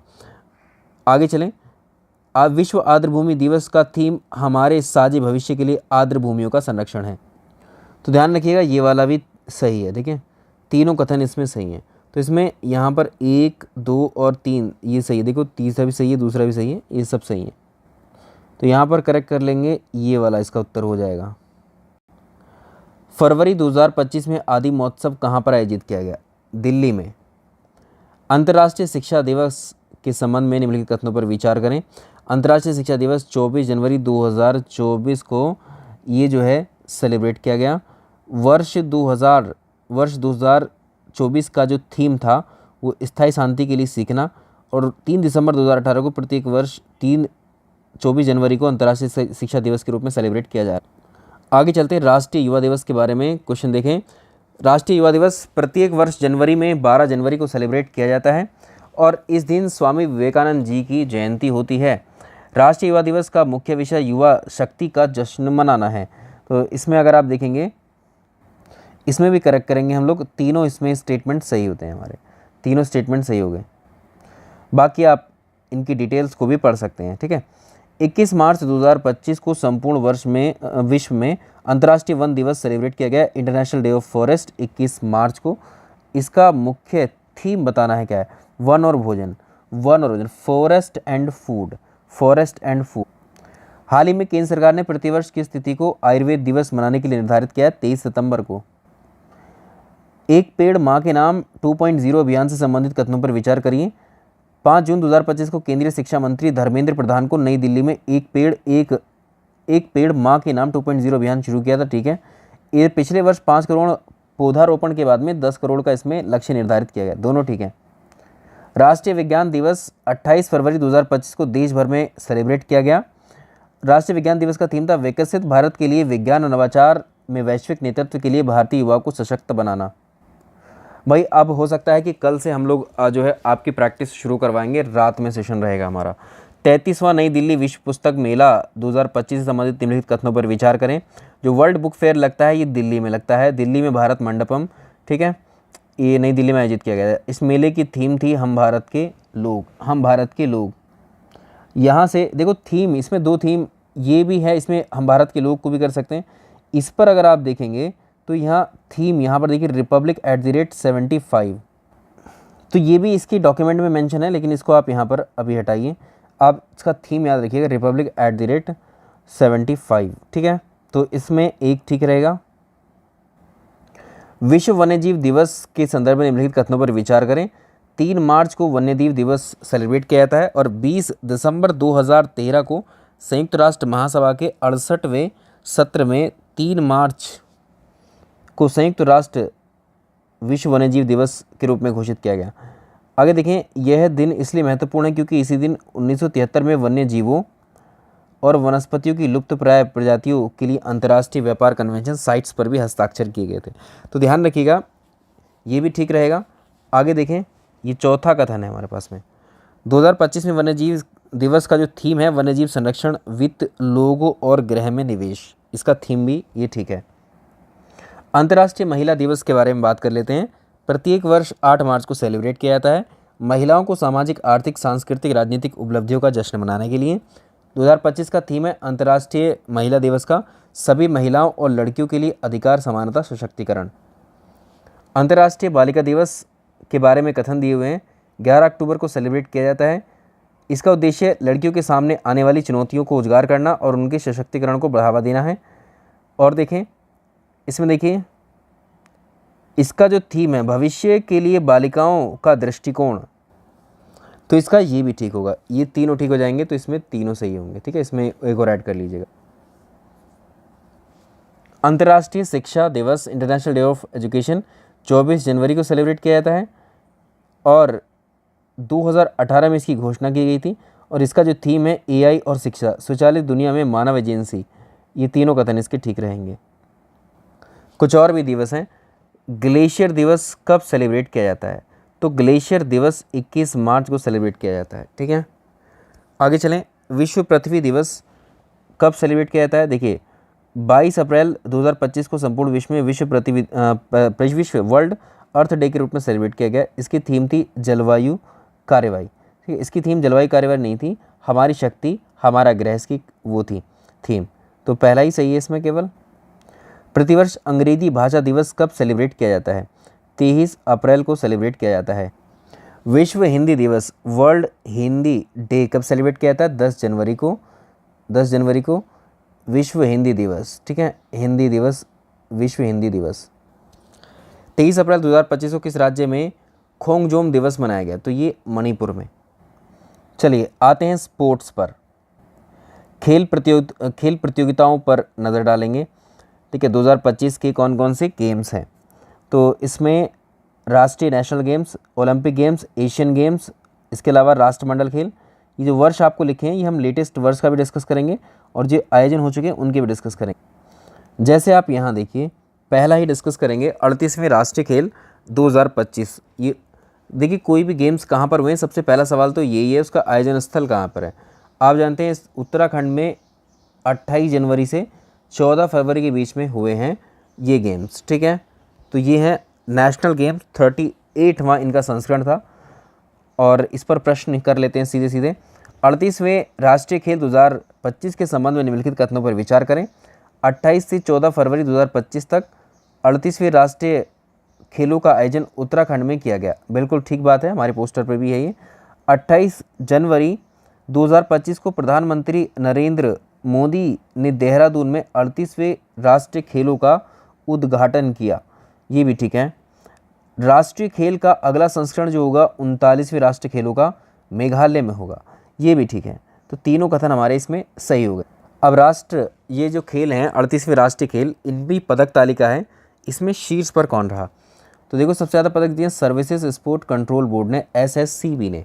तो सर्विसेज स्पोर्ट कंट्रोल बोर्ड ने टोटल मिलाकर के 120 पदक जीते हैं, ठीक। महाराष्ट्र सेकंड नंबर पर है 195, हरियाणा थर्ड नंबर पर है। और इसमें आगे चलें, देखो इसमें एक चीज़ ध्यान रखना, महाराष्ट्र ने कुल पदकों की संख्या में सबसे ज़्यादा 201। इसमें थोड़ा सा यहाँ पर हम लोग थोड़ा सा एडिट करेंगे। देखिए यहाँ पर अगर आप देखें सर्विसेज स्पोर्ट्स कंट्रोल के द्वारा यहाँ पर 68 स्वर्ण मिले हैं, 26, 27, 121 टोटल पदक मिले। महाराष्ट्र को 54 मिले हैं स्वर्ण पदक और 71 मिले हैं रजत और 73 मिले हैं कौन से, कांस्य पदक। तो इसमें 198 हो जाते हैं, ठीक। तो इस संख्या को यहाँ पर हटाइए। देखिए इसमें थोड़ा सा और एक सेकंड चेंज इसमें ढंग से कर लीजिए। चलिए तो यहाँ पर इसको थोड़ा सा करेक्ट करेंगे हम। सर्विसेज स्पोर्ट्स कंट्रोल ने 68 स्वर्ण जीते, 26 रजत, 27 कांस्य, तो 121 पदक जीते। महाराष्ट्र ने 54 स्वर्ण जीते, 70 रजत और 72 कांस्य। टोटल मिलाकर यहाँ पर अगर आप देखेंगे तो इसके होते हैं कितने, महाराष्ट्र 201, ठीक है। तो महाराष्ट्र के टोटल 201 होते हैं। अब देखो इसमें कभी पूछ दे आपको टोटल अगर पदक जीते हैं तो सबसे ज़्यादा कितने टोटल पदक, तो महाराष्ट्र है, ठीक है। टोटल पदक में महाराष्ट्र नंबर 1 पर है। लेकिन अगर स्वर्ण पदक सबसे ज़्यादा जीते हैं तो याद रखिएगा वो किसने जीते हैं, वो जीते हैं सर्विसेज स्पोर्ट्स कंट्रोल ने। तो स्वर्ण पदक के मामले में नंबर 1 पर तो रही सर्विसेज स्पोर्ट्स कंट्रोल, और अगर आप देखेंगे टोटल पदक जीतने के मामले में रही तो महाराष्ट्र की टीम है। और इसके अलावा हरियाणा थर्ड नंबर पर है, हरियाणा ने 153 जीते हैं। यूपी का याद रखिएगा 13 प्लेस पर है। उत्तर प्रदेश का मेंशन कर लीजिएगा, यहाँ पर आप याद रख सकते हैं इसको, उत्तर प्रदेश के करंट में ये ऐड हो जाएगा। उत्तर प्रदेश ने कितने यहाँ पर जीते हैं, देखिए उत्तर प्रदेश ने 13 जीते हैं, 13, इसमें 13th प्लेस पर रहा है, जिसमें 13 स्वर्ण पदक जीते हैं। और टोटल उत्तर प्रदेश को जो मिले हैं पदक वो 56 मिले हैं टोटल, ठीक है। टोटल 56 है और इसमें 13, इतना तो कम से कम इनको याद रखना होगा। अब जो हमने चेंजेस आपको बताए हैं लास्ट में, ये फाइनल है। राष्ट्रीय खेलों का आयोजन अगले राष्ट्रीय खेल में देखो 37वें राष्ट्रीय खेल जो हुए थे 2023 में हुए थे गोवा में। 38वें अगर आप देखेंगे तो ये उत्तराखंड में किए गए हैं। 2025 में इनका आयोजन हुआ है और 39वें राष्ट्रमंडल खेल 2026 में होंगे, ठीक है। आइए हम आगे बात करते हैं। नेशनल गेम सबसे शुरुआत के जो थे देखो यहाँ पर 1924 से चल रहे हैं, लाहौर पाकिस्तान में हुए थे ये, और 13वें 1948 में आज़ादी के बाद लखनऊ में हुए थे। अब लेटेस्ट हमारे पास 38 में उत्तराखंड में हुए हैं। तो इस पर एक प्रश्न देखते हैं, राष्ट्रीय खेल पर आधारित 38वें राष्ट्रीय खेल 2024 में महाराष्ट्र में आयोजित किए गए थे, जिसमें महाराष्ट्र में कुल पदक में शीर्ष स्थान। देखिए उत्तराखंड में आयोजित हुआ था, ठीक है। 2024 वाले 2025 में हुए हैं ये। इसके अलावा राष्ट्रीय खेलों का 39वां संस्करण मेघालय में आयोजित होगा, दूसरा ठीक है। कुछ और भी इवेंट्स हैं, ठीक है। तो देखिए इसमें खेलो इंडिया गेम्स भी शुरू किए गए थे। खेलो इंडिया गेम्स के अंतर्गत एक तो खेलो इंडिया यूथ गेम आते हैं, खेलो इंडिया यूनिवर्सिटी गेम आते हैं, खेलो इंडिया विंटर गेम आते हैं। इन तीनों गेमों को देख लेते हैं। अगर आपसे पूछेगा सबसे पहली बार खेलो इंडिया यूथ गेम का आयोजन सबसे पहली बार कहाँ किया गया, ये 2018 में दिल्ली में किया गया था। लेटेस्ट अगर आप देखेंगे, लेटेस्ट जो खेलो इंडिया यूथ गेम है 2025 वाले, आपको बताना है खेलो इंडिया यूथ गेम जो है 4 से 15 मई के बीच पहली बार इनका आयोजन बिहार में किया गया था, ये ठीक है। इन खेलों का शुभंकर गज सिम्हा था, जो हाथी और शेर का संयोजन है, ठीक है। ये क्या है, इसमें ई स्पोर्ट्स को इस संस्करण में मुख्य प्रतिस्पर्धात्मक खेल के रूप में शामिल किया। ये इसमें गलत है, ठीक है, यही हमें पहचानना है। तो इसमें प्रदर्शन खेल के रूप में इसको शामिल किया गया था, ऐसे मेन गेम के रूप में शामिल नहीं किया गया। खेलो इंडिया यूथ गेम्स में ध्यान रखिएगा, ये है हमारे काम का पैराग्राफ। यहाँ पर महाराष्ट्र ने इसमें 58 स्वर्ण पदक जीते, 47 रजत और 53 कांस्य पदक, कुल 158 पदक इसमें जीत लिए। अब देखो इसमें हम नेशनल गेम्स में भी महाराष्ट्र ने अच्छे खासे पदक निकाले, सबसे ज़्यादा 201 पदक निकाले टोटल ओवरऑल। यहाँ पर खेलो इंडिया यूथ गेम में 158 लेकर के शीर्ष स्थान पर महाराष्ट्र रहा है। सेकंड नंबर पर इसमें हरियाणा 117 पदक हैं और राजस्थान में दूसरे स्थान पर है, कर्नाटक तीसरे स्थान पर और उत्तर प्रदेश इसमें 7वें स्थान पर है, ठीक है। अब बिहार ने इसकी मेजबानी की है, तो बिहार जो है इसके 15वें स्थान पर है। 5 मई 2025 को उत्तराखंड के मुख्यमंत्री द्वारा किस स्थान पर अंतर्राष्ट्रीय आइस स्केटिंग रिंग के जीर्णोद्धार का लोकार्पण किया गया था? तो ये महाराणा प्रताप स्पोर्ट्स कॉलेज, रायपुर, देहरादून। खेलो इंडिया पैरा गेम्स, ठीक है। अब देखो खेलो इंडिया यूथ गेम तो हुए बिहार में, खेलो इंडिया पैरा गेम्स हुए हरियाणा में। खेलो इंडिया पैरा गेम्स 2025 से संबंधित निम्नलिखित कथनों पर विचार करिए। इनका आयोजन नई दिल्ली में किया गया, ठीक बात है। इसके अलावा खेलो इंडिया पैरा गेम्स के दूसरे संस्करण के आधिकारिक शुभांकर का नाम उज्ज्वला था, घरेलू गौरैया से प्रेरित है, पैरा एथलीटों के संकल्प और जुझारूपन का प्रतीक है। ये दोनों ठीक हुए। खेलो इंडिया पैरा गेम्स की पदक तालिका में बात करें तो इसमें देखो हरियाणा को कुल 104 पदक मिले हैं, तो ये शीर्ष पर रहा है। उत्तर प्रदेश को कुल 64 पदक मिले हैं और ये चौथे स्थान पर रहा है। उत्तर प्रदेश की अगर हम स्थिति की बात करें, 64 पदक मिले हैं, लेकिन ये तीसरे स्थान पर रहा है, चौथे पर नहीं, तो पहला ही ठीक है इसमें। अगले हैं खेलो इंडिया शीतकालीन गेम। तो खेलो इंडिया विंटर गेम 2025 के संबंध में कथन दिए हैं। तो देखो ये 17 फरवरी 2025 को खेलो इंडिया शीतकालीन खेल 2025 का समापन हुआ। अब ये कहाँ पर किए गए? जम्मू कश्मीर और लद्दाख में किए गए, ठीक है। जम्मू कश्मीर और लद्दाख में इनको खेला गया है, ये ठीक बात है। एक सेकेंड, डेट याद रखिएगा, 12 मार्च को, ठीक है, 12 मार्च को। सेना ने इसमें देखो, सेना ने 18 पदक जीते हैं और जीतकर पदक में शीर्ष स्थान हासिल किया, तो इसमें सेकंड वाला ठीक है। इसमें देखो प्रदर्शन करने वाले राज्य में भारतीय सेना, ठीक है, राज्यों के संचालित प्रतियोगिता से भारतीय सेना 18 पदक जीते, हिमाचल प्रदेश ने भी 18 जीते, लद्दाख ने 7 जीते। तो खेलो इंडिया यूथ गेम्स का जो पहला, अभी हमने पीछे देखा, पहला संस्करण दिल्ली में हुआ था, तमिलनाडु में इसका लास्ट वाला 2024 में हुआ था। चलिए अब थोड़े से बात कर लेते हैं विशेष ओलंपिक विश्व शीतकालीन खेल, तो special Olympic world winter games के बारे में देख लेते हैं। तो 8 से 15 मार्च के बीच तक विशेष ओलंपिक विश्व शीतकालीन खेलों का आयोजन स्विट्जरलैंड ने किया है। अब देखो तोरिनो है, इटली ने किया है इसका। विशेष ओलंपिक शीतकालीन जो खेल हैं 2025 में भारतीय दल ने कुल 33 पदक हासिल किए हैं, ये ठीक रहेगा, इसमें केवल दूसरा ही ठीक है। 2025 में हुए स्पेशल ओलंपिक विश्व शीतकालीन खेलों में प्रतिस्पर्धा करने वाले भारतीय दल का आकार कितने लोग थे? उसमें 49 मेंबर्स थे। इसके अलावा विशेष ओलंपिक विश्व शीतकालीन खेल 2025 के संबंध में कथन दिए हुए हैं। तो देखो इसमें ये बात तो ठीक है, ये कहाँ पर हुआ है? ट्यूरिन में हुआ है, इटली में, और भारत ने विशेष ओलंपिक विश्व शीतकालीन खेल में 50 पदक जीते हैं। 50 नहीं जीते, 33 पदक जीते हैं। और देखो 2024 के जो पेरिस ओलंपिक गेम्स हुए हैं इनके बारे में देख लेते हैं, और लेटेस्ट कब होंगे इनके बारे में बात करेंगे। पेरिस ओलंपिक तो 33वें ग्रीष्मकालीन पेरिस ओलंपिक हुए हैं, 26 जुलाई से 11 अगस्त तक चले हैं, फ्रांस की राजधानी पेरिस में। स्थान पूछ सकता है। अगले जो होंगे 34वें ग्रीष्मकालीन ओलंपिक 4 साल के अंतराल में होते हैं, तो 2028 में होंगे यूएसए के लॉस एंजलिस में, ठीक है। पेरिस ने तीसरी बार 1924 2024 में ग्रीष्मकालीन ओलंपिक की मेजबानी की। समापन जो समारोह था इसमें भारत की ओर से मनु भाकर और पीआर श्रीजेश ध्वजवाहक बने, और उद्घाटन समारोह में शरद कमल और पीवी सिंधु इसके ध्वजवाहक रहे। आगे चलेंगे, देखिए इसका शुभांकर ओलंपिक फ्रीज है, ये आप देख पा रहे हैं, पेरिस ओलंपिक 2024 का। तो इसमें फ्रीजियन कैप के आकार का है और फ्रांस के तिरंगे झंडे के रंगों से सजाया गया। इसमें 3 रंग नज़र आएंगे, एक तो नीला, सफ़ेद, लाल, सफ़ेद, नीला और लाल। इसका आदर्श वाक्य क्या है? अकेले हम तेजी से बढ़ते हैं लेकिन साथ मिलकर हम आगे बढ़ते हैं, इसका थीम रहा। पेरिस ओलंपिक में संयुक्त राज्य अमेरिका ने 126 पदक जीते और सबसे आगे रहा।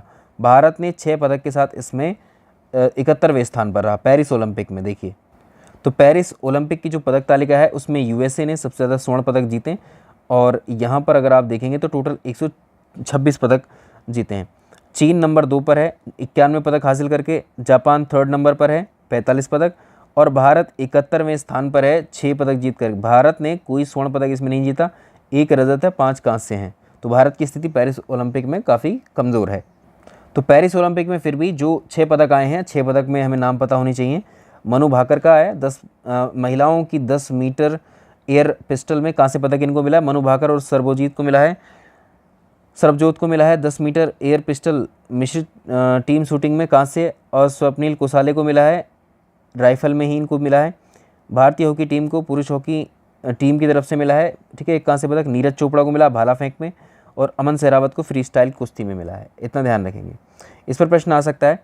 33वें ग्रीष्मकालीन ओलंपिक के संबंध में देखिए, आदर्श वाक्य अकेले हम तेज़ी से बढ़ते हैं, आगे मिलकर हम आगे बढ़ते हैं। इसका शुभांकर ओलंपिक फ्रीज है। तो भारत ने 6 पदक हासिल किए, 31वां स्थान हासिल किया। अगले शीतकालीन खेल कब होंगे? अब देखिए, 25वां शीतकालीन ओलंपिक। अभी तो हम ग्रीष्मकालीन की बात कर रहे थे, ये है शीतकालीन, ठीक है, शीतकालीन विंटर ओलंपिक्स। तो ये प्रश्न आ सकता है, शीतकालीन 25वें शीतकालीन जो होंगे 2025 में इटली मिलान में होंगे, इटली के मिलान में होंगे, जो कि 6 फरवरी से 22 फरवरी के बीच में इनका आयोजन किया जाएगा। अब देखो, 33वें ग्रीष्मकालीन ओलंपिक पेरिस फ्रांस में हो चुके हैं। 34वें ग्रीष्मकालीन ओलंपिक लॉस एंजलिस यूएसए में होंगे। 35वें ग्रीष्मकालीन ओलंपिक 2032 में ब्रिस्बेन में होंगे और 25वें शीतकालीन ओलंपिक 2026 में होगा, मिलान इटली में। यहाँ से प्रश्न आ सकता है, पेरिस ओलंपिक 2024 में महिलाओं की 100 मीटर की दौड़ में किसने स्वर्ण पदक जीता? जूलियन अल्फ्रेड ने। पेरिस ओलंपिक 2024 में किस स्पर्धा को आधिकारिक तौर पर शामिल किया गया था? ब्रेक डांस को। कॉमनवेल्थ गेम्स के बारे में बात करेंगे। देखो, राष्ट्रमंडल खेल अगले जो होंगे वो ग्लासगो में होंगे, ठीक है, ग्लासगो में। ग्लासगो कहाँ पर? स्कॉटलैंड में। 23 जुलाई से 2 अगस्त 2026 तक होंगे। और इसमें ध्यान रखिएगा, इसमें प्रश्न आ सकता है, राष्ट्रमंडल खेल 2026 का आयोजन ऑस्ट्रेलिया के विक्टोरिया राज्य में किया जाए।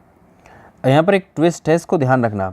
2026 के जो राष्ट्रमंडल खेल हैं, इनका आयोजन स्कॉटलैंड के ग्लासगो शहर में होगा। इन खेलों की मेजबानी पहले ऑस्ट्रेलिया के विक्टोरिया राज्य में होनी थी। बढ़ती लागतों की वजह से इसने क्या किया, ऑस्ट्रेलिया ने अपना जो है एक तरीके से जो इसका आयोजन था वो वापस ले लिया। तो स्कॉटलैंड की राजधानी ग्लासगो 2026 के राष्ट्रमंडल खेलों की मेजबानी करेगी। अब देखो, यहाँ पर देखो, राष्ट्रमंडल खेल 2026 के आयोजन ऑस्ट्रेलिया के विक्टोरिया में किया जाएगा? नहीं, पहले किया जाता लेकिन अब नहीं। यह इसका 23वां संस्करण होगा, ये ठीक रहेगा। तो पहला स्टेटमेंट गलत है, दूसरा सही हो जाएगा।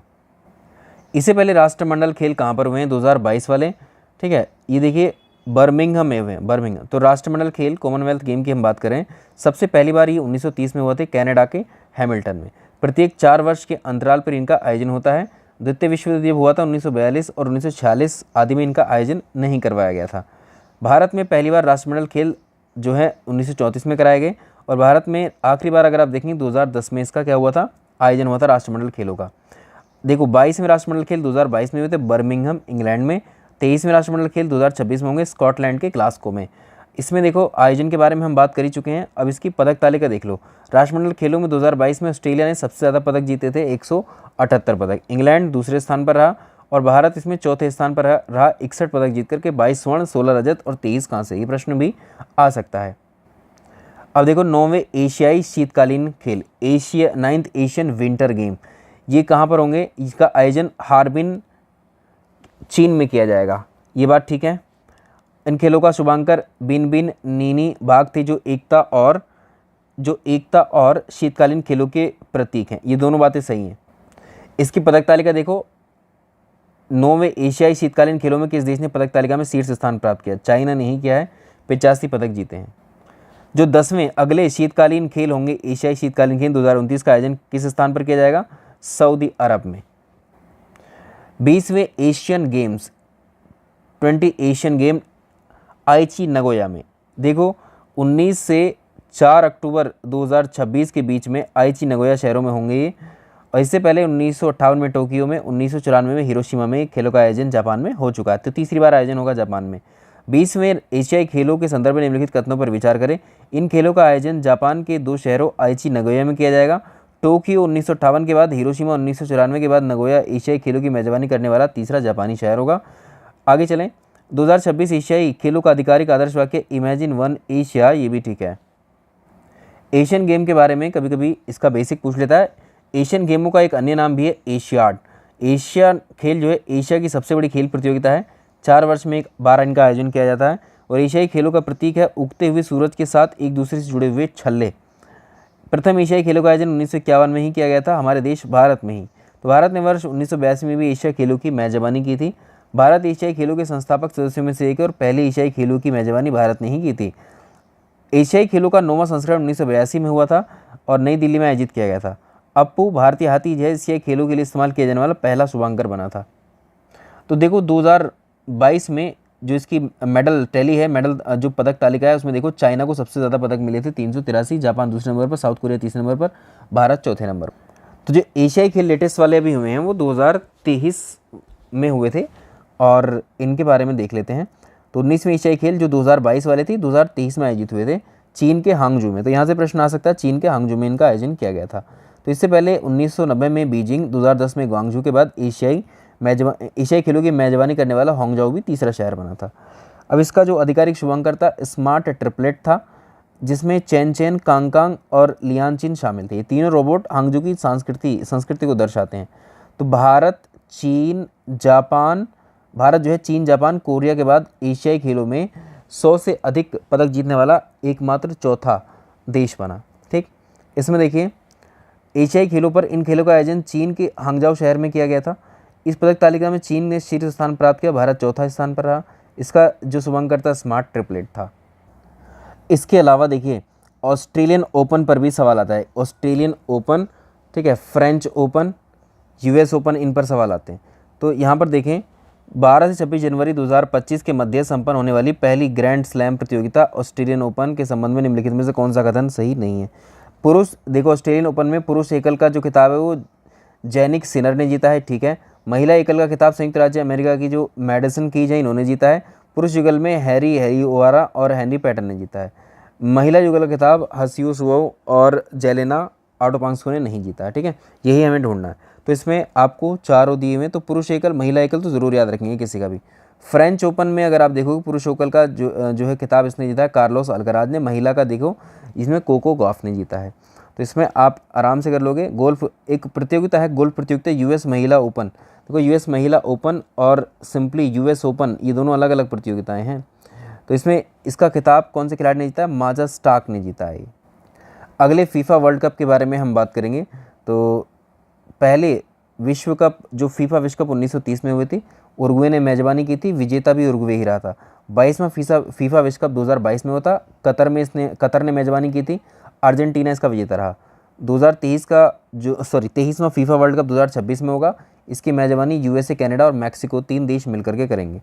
फीफा वर्ल्ड कप की स्थापना अगर आप देखेंगे, जो फीफा है इसकी स्थापना 1904 में हुई थी। इसका हेडक्वार्टर स्विट्ज़रलैंड में है और विश्व की सबसे बड़ी फुटबॉल प्रतियोगिता है जो 4 साल में आयोजित की जाती है। ये 22वां विश्व फीफा विश्व कप के बारे में अगर हम बात करें तो अरब दुनिया और मुस्लिम दुनिया में आयोजित होने वाला पहला विश्व कप था ये, जो पूरी तरह से एशिया में आयोजित किया गया था।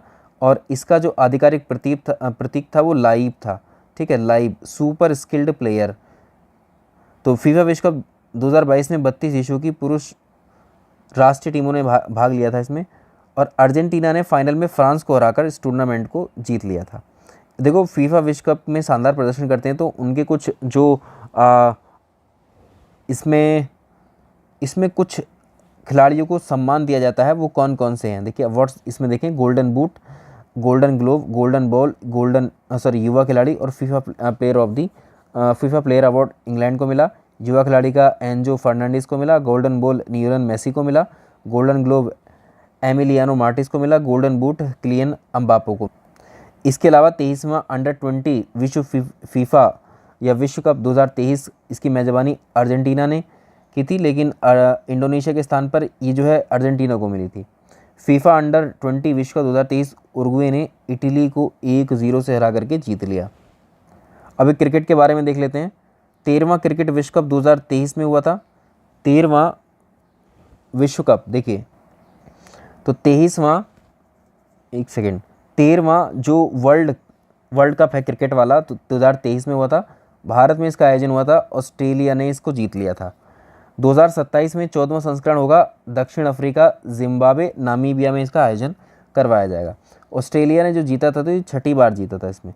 तो आईसीसी क्रिकेट विश्व कप 2023 में ऑस्ट्रेलिया ने भारत को फाइनल में हरा करके 6 विकेट से हराया था, और विश्व कप 2023 ऑस्ट्रेलिया ने जीत लिया। सबसे रन बनाने वाले, सबसे ज़्यादा रन जो है विराट कोहली ने बनाए थे। सर्वाधिक रन जो लिए थे वो सर्वाधिक रन विराट कोहली के थे, और सर्वाधिक विकेट लेने वाले गेंदबाज मोहम्मद शमी, 24 विकेट लिए थे इन्होंने। पहला क्रिकेट विश्व कप 1975 में इंग्लैंड में हुआ था, वेस्ट इंडीज़ विजेता रहा था। इसके अलावा ऑस्ट्रेलिया सबसे सफल देश है, इसने 6 विश्व कप जीते हैं अभी तक। 2007 में ऑस्ट्रेलिया लगातार 3 विश्व कप जीतने वाली पहली टीम बनी थी, और भारत और वेस्ट इंडीज़ केवल 2 देश ऐसे हैं जिन्होंने 2 बार ये वर्ल्ड कप जीता है। भारत ने 1983 में पहली बार वर्ल्ड कप जीता था, और 2011 में जीता था महेंद्र सिंह धोनी के उसमें कप्तानी में, और 1983 में कपिल देव की कप्तानी में जीता था। आगे भी देख सकते हैं, इनके अगले सेशंस हम डिस्कस कर ही चुके हैं आपसे। क्रिकेट वर्ल्ड कप महिला वाला भी देख लेंगे, क्योंकि महिला पर भी प्रश्न आते हैं। 13वां आईसीसी महिला वर्ल्ड कप जो है, इसका आयोजन कहाँ पर होगा? भारत में। अभी हुआ नहीं है, सितंबर से नवंबर के बीच में खेला जाएगा, ठीक है। होस्ट कंट्री इंडिया और श्रीलंका है इसमें, तो इसमें आयोजन भारत इसमें करेगा इसका आयोजन। आगे चलते हैं। तो वर्तमान चैंपियन ऑस्ट्रेलिया को अगर देखें, 7वां खिताब जीता है। इंग्लैंड इसमें 4 बार जीत चुका है, ऑस्ट्रेलिया 7 बार इसमें जीत चुका है। आईसीसी अंडर 19 महिला T20 विश्व कप 2025 का खिताब किसने जीता है? तो ये भारत ने जीत लिया है। इसके साथ साथ एडिशनल प्रश्न भी याद रखो। आईसीसी अंडर 19 महिला T20 विश्व कप 2025 में player of the series award किसको मिला है? ये है गोंगादी त्रिशा। महिला कबड्डी विश्व कप 2025 का आयोजन कहाँ पर किया जाएगा? राजगीर में, ठीक है, बिहार के अंदर किया जाएगा। अंडर 19 क्रिकेट विश्व कप पुरुष की बात करें, 2024 वाला, इसका आयोजन दक्षिण अफ्रीका में हुआ था, लेकिन ऑस्ट्रेलिया ने इसको जीत लिया था। और ये सब जो क्रिकेट के जितनी भी प्रतियोगिताएं हैं, उनको कौन कराता है? International cricket council, ICC. 1909 में इंपीरियल क्रिकेट सम्मेलन के रूप में इसकी स्थापना हुई थी, और 1987 में इसका नाम बदल करके आईसीसी कर दिया गया था। इसका हेडक्वार्टर कहाँ पर है? यूएई में, दुबई में। चलिए अब बात करते हैं एक इम्पॉर्टेंट सेक्शन के ऊपर, सूचकांक के ऊपर। बहुत सारी सूचकांक जारी किए जाते हैं साल में, और उसमें प्रत्येक देश की रैंकिंग दी जाती है। अलग अलग क्षेत्र में ये रैंकिंग है। आइए इसकी ऊपर चर्चा कर लेते हैं हम लोग एक। तो देखिए, सबसे पहली बात, मानव विकास रिपोर्ट की हम बात करें, 2025 में रिपोर्ट आई है। इसमें शीर्ष स्थान पर अगर आप देखें तो आइसलैंड कंट्री है, ठीक है। मानव विकास रिपोर्ट में शीर्ष स्थान आइसलैंड को दिया गया है, और कुल 193 देशों में भारत की रैंकिंग इसमें 130 है। और इसको जारी करने वाली संस्था कौन सी? United Nation development program, UNDP के द्वारा इसको जारी किया जाता है। अगली देखें, हैनले पासपोर्ट इंडेक्स 2025 में शीर्ष स्थान सिंगापुर को मिला है, और भारत की रैंक इसमें 85 है। इसको हैनले एंड पार्टनर्स के द्वारा जारी किया जाता है। वैश्विक शांति सूचकांक 2025 में आइसलैंड को प्रथम स्थान दिया गया है, और 115वीं रैंक भारत की है। इसमें institute for economic and peace के द्वारा जारी की जाती है। विश्व प्रेस स्वतंत्रता सूचकांक में भारत की रैंकिंग 151 है। आप भारत की रैंकिंग देखिए, जो निचले जो इन रैंक में जो निचले देश हैं, उनके आसपास आपको देखने को मिलेगी, ठीक है। ज़्यादातर रैंकिंग्स में हम जो है पिछड़े हुए नज़र आते हैं इसमें। तो देखो, ह्यूमन सबसे इंपॉर्टेंट मानी जाती है ह्यूमन डेवलपमेंट इंडेक्स, ठीक है। तो इसमें भी हमारा रैंकिंग जो है कुछ खास नहीं है। ऐसी हैनले पासपोर्ट इंडेक्स में अगर आप देखेंगे तो भारत में विश्व में सबसे मजबूत जो पासपोर्ट है वो सिंगापुर का है। यानी सबसे ज़्यादा देश, आप किस देश सबसे ज़्यादा आप जो है सबसे ज़्यादा मजबूत किस देश का पासपोर्ट है, तो वो किसका? सिंगापुर का। विश्व खुशहाली रिपोर्ट वर्ल्ड हैप्पीनेस इंडेक्स में नंबर 1 पर फिनलैंड है, 126वें स्थान पर भारत है। सतत विकास समाधान नेटवर्क इसको जारी करता है। लैंगिक असमानता सूचकांक 2025 में फिनलैंड प्रथम स्थान पर है, भारत 108वें स्थान पर है। इसको UNDP जारी करता है। वैश्विक ऊर्जा संक्रमण सूचकांक 2025 में प्रथम स्थान पर स्वीडन है, भारत की रैंक इसमें 71 है। विश्व आर्थिक मंच इसको जारी करता है। Global gender gap index 2024 Iceland प्रथम स्थान पर। आइसलैंड हमने देखा कि कई उसमें नंबर 1 रैंकिंग पर है, 131वें स्थान पर भारत है। विश्व आर्थिक मंच इसको जारी करता है। अंतर्राष्ट्रीय बौद्धिक संपदा सूचकांक अमेरिका इसमें प्रथम स्थान पर है, भारत 42वें स्थान पर है। जलवायु परिवर्तन सूचकांक 2024 में डेनमार्क प्रथम स्थान पर है, भारत इसमें 10वें स्थान पर है। आगे देखें तो ये सब आपको याद रखने होंगे। इसके अलावा देखिए आर्थिक स्वतंत्रता सूचकांक में सिंगापुर प्रथम स्थान पर है, भारत 128वें स्थान पर है। द हेरिटेज फाउंडेशन के द्वारा इसको जारी किया था। विश्व प्रतिभा रैंकिंग 2024 में स्विट्जरलैंड प्रथम स्थान पर है, भारत इसमें 58वें स्थान पर है। एआई तत्परता सूचकांक में सिंगापुर प्रथम स्थान पर है, भारत 72वें स्थान पर।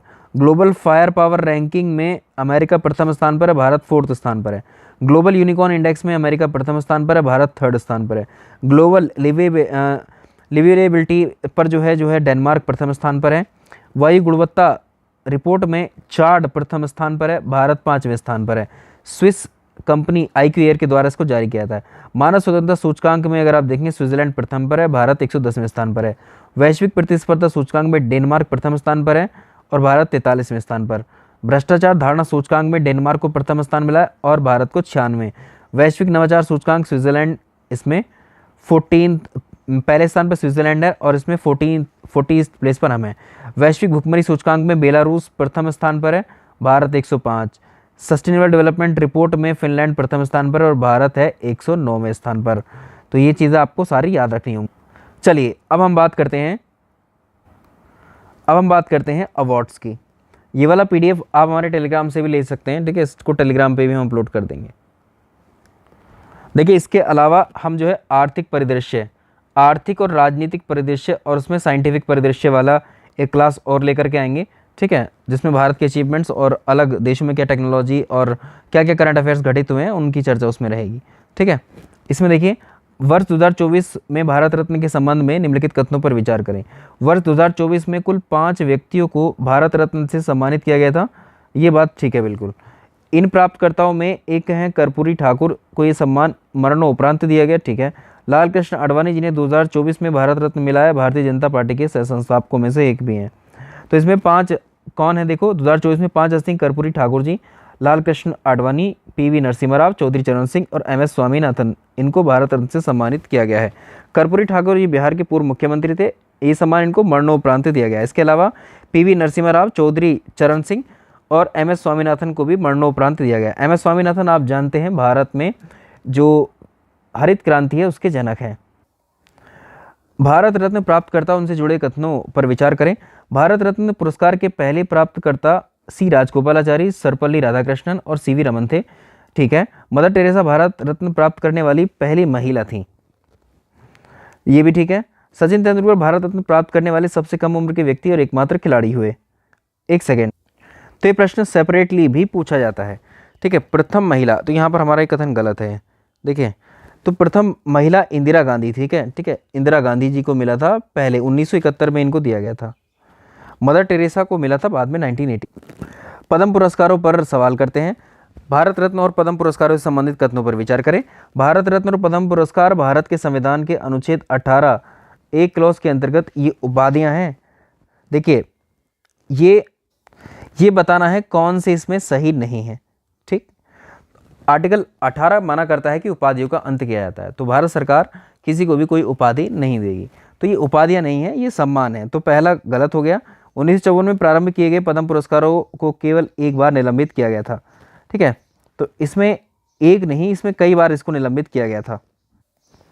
ऐसे किसी विशेष वर्ष में भारत रत्न पुरस्कारों की अधिकतम संख्या 5 तक सीमित है, 3 तक सीमित है, ठीक है। तो इसमें ये भी गलत, ये भी गलत। और देखिए आगे हम बात करते हैं, तो इनको आप देखो, यहाँ पद्म पुरस्कारों की बात करें, ये प्रतिवर्ष गणतंत्र दिवस के अवसर पर घोषणा की जाती है। 1954 से दिए जा रहे हैं भारत रत्न भी, पद्म पुरस्कार भी। तो इसमें भारत के सर्वोच्च नागरिक सम्मान को अगर आप देखें तो सर्वोच्च नागरिक सम्मान भारत में अगर आप देखें तो भारत रत्न है, उसके बाद पद्म विभूषण, उसके बाद पद्म भूषण, पद्मश्री। आर्टिकल 18 राज्य के किसी भी नागरिक या गैर नागरिक को उपाधि प्रदान करने से मना करता है, लेकिन सैन्य और शैक्षणिक जो उपाधियां हैं ये एक्सेप्शन के रूप में रखी गई हैं। भारत रत्न और पद्म पुरस्कार आर्टिकल 18 के अंतर्गत उपाधियां नहीं हैं। पद्म पुरस्कार को अगर हम देखें तो पद्म विभूषण सर्वोच्च है, उसके बाद पद्म भूषण और पद्मश्री आते हैं। पद्म पुरस्कारों को 1978, 1979, 1993 इसके दौरान निलंबित कर दिया गया था। आगे देखेंगे सवाल नंबर नेक्स्ट। अब देखो इसमें लेटेस्ट को देखते हैं, लेटेस्ट के बारे में बात करते हैं। पद्म पुरस्कार 2025 के संबंध में निम्नलिखित कथनों पर विचार करें और सही कथन का चयन करें। 76वें गणतंत्र दिवस की पूर्व संध्या पर परंपरा के अनुसार केंद्रीय गृह मंत्रालय ने 2025 में पद्म पुरस्कारों के विजेताओं के नामों की घोषणा की। ये बात सही है। 2025 में राष्ट्रपति एकल युग मामले सहित 139 पद्म पुरस्कार दिए गए, जिसमें 7 पद्म विभूषण, 19 पद्म भूषण और 113 पद्मश्री थे। ये भी ठीक है। इस पुरस्कार को पाने वाली 23 महिलाएं थी, 10 व्यक्ति जो है विदेशी और 13 मरणोपरांत दिए गए। तो तीनों कथन इसमें सही हो जाते हैं। एक लिस्ट यहां पर देख लीजिए, इसमें एक लिस्ट को देख लेंगे। यहाँ पर देखिए 139 पुरस्कार दिए गए पद्म पुरस्कार, 7 पद्म विभूषण है, 19 पद्म भूषण है, 113 पद्मश्री हैं। तो 7 के नाम जरूर याद रखना। दुव्वर नागेश्वर रेड्डी चिकित्सक क्षेत्र में इनको मिला है, तेलंगाना से हैं ये। न्यायमूर्ति सेवानिवृत्त हैं ये, जगदीश सिंह खेर सार्वजनिक मामलों के क्षेत्र में चंडीगढ़ से हैं ये। श्रीमती कुमुदिनी रजनीकांत लाखिया कला के क्षेत्र में गुजरात से संबंधित है। इसके अलावा शारदा सिन्हा मरणोपरांत दिया गया कला के क्षेत्र में, बिहार कोकिला के नाम से प्रसिद्ध है ये और ये बिहार से संबंधित है। ओसामू सुजुकी मरणोपरांत दिया गया व्यापार उद्योग के मामले में, मारुति सुजुकी के संस्थापक हैं ये, जापान से संबंधित है। एमटी वासुदेवन नायर मरणोपरांत दिया गया शिक्षा सेवा के क्षेत्र में, केरल से संबंधित है। लक्ष्मी नारायण सुब्रमण्यम ये कला के क्षेत्र में दिया गया, इनको कर्नाटक से संबंधित है। आगे चलें,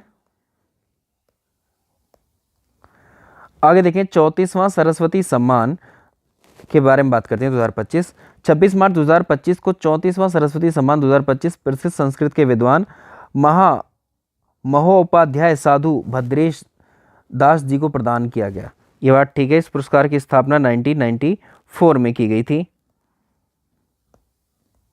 तो यहाँ करेक्ट कर लीजिएगा, 1991 में इनकी स्थापना की गई थी। प्रथम सरस्वती सम्मान हरिवंश राय बच्चन जी को मिला था। तो इसमें केवल 1 और 2 ठीक होंगे। ठीक है, इसमें 1 और 3 ठीक है। तो इसमें 1 और 3 वाला कोई ऑप्शन दिया नहीं है, तो आप याद रखिएगा इसमें आंसर 1 और 3 रहेगा हमारा। आगे चलते हैं 34वां व्यास सम्मान। 34वां व्यास सम्मान के बिरला फाउंडेशन के द्वारा हिंदी की लेखिका सूर्यबाला को उनके उपन्यास कौन देश के वासी वेणु की डायरी के लिए 34वां व्यास सम्मान दिया गया। ये ठीक है। इस सम्मान की स्थापना कब हुई थी? 1993 में। गलत है। सम्मान की जो स्थापना है वो 1991 में हुई थी। ठीक है, 1991 में। तो इसमें पहला ठीक है, दूसरा गलत है। आगे देखें, हाल ही में केरल सरकार के सर्वोच्च साहित्य सम्मान 32वें एज्यूथ हासन पुरस्कार से सम्मानित किया गया। तो ये तो एन.एस. माधवन है। तो निम्नलिखित में से कौन सा केरल राज्य का सर्वोच्च साहित्यिक सम्मान है जिसका नाम राज्य के 16वीं शताब्दी के भक्ति कवि के नाम पर रखा गया? तो अभी देखा है एज्यूथ हासन के नाम पर ही है। ठीक है, तो इसमें एज्यूथ हासन। अगला देखो, साहित्य अकादमी अवार्ड 2024 किसको दिया गया है?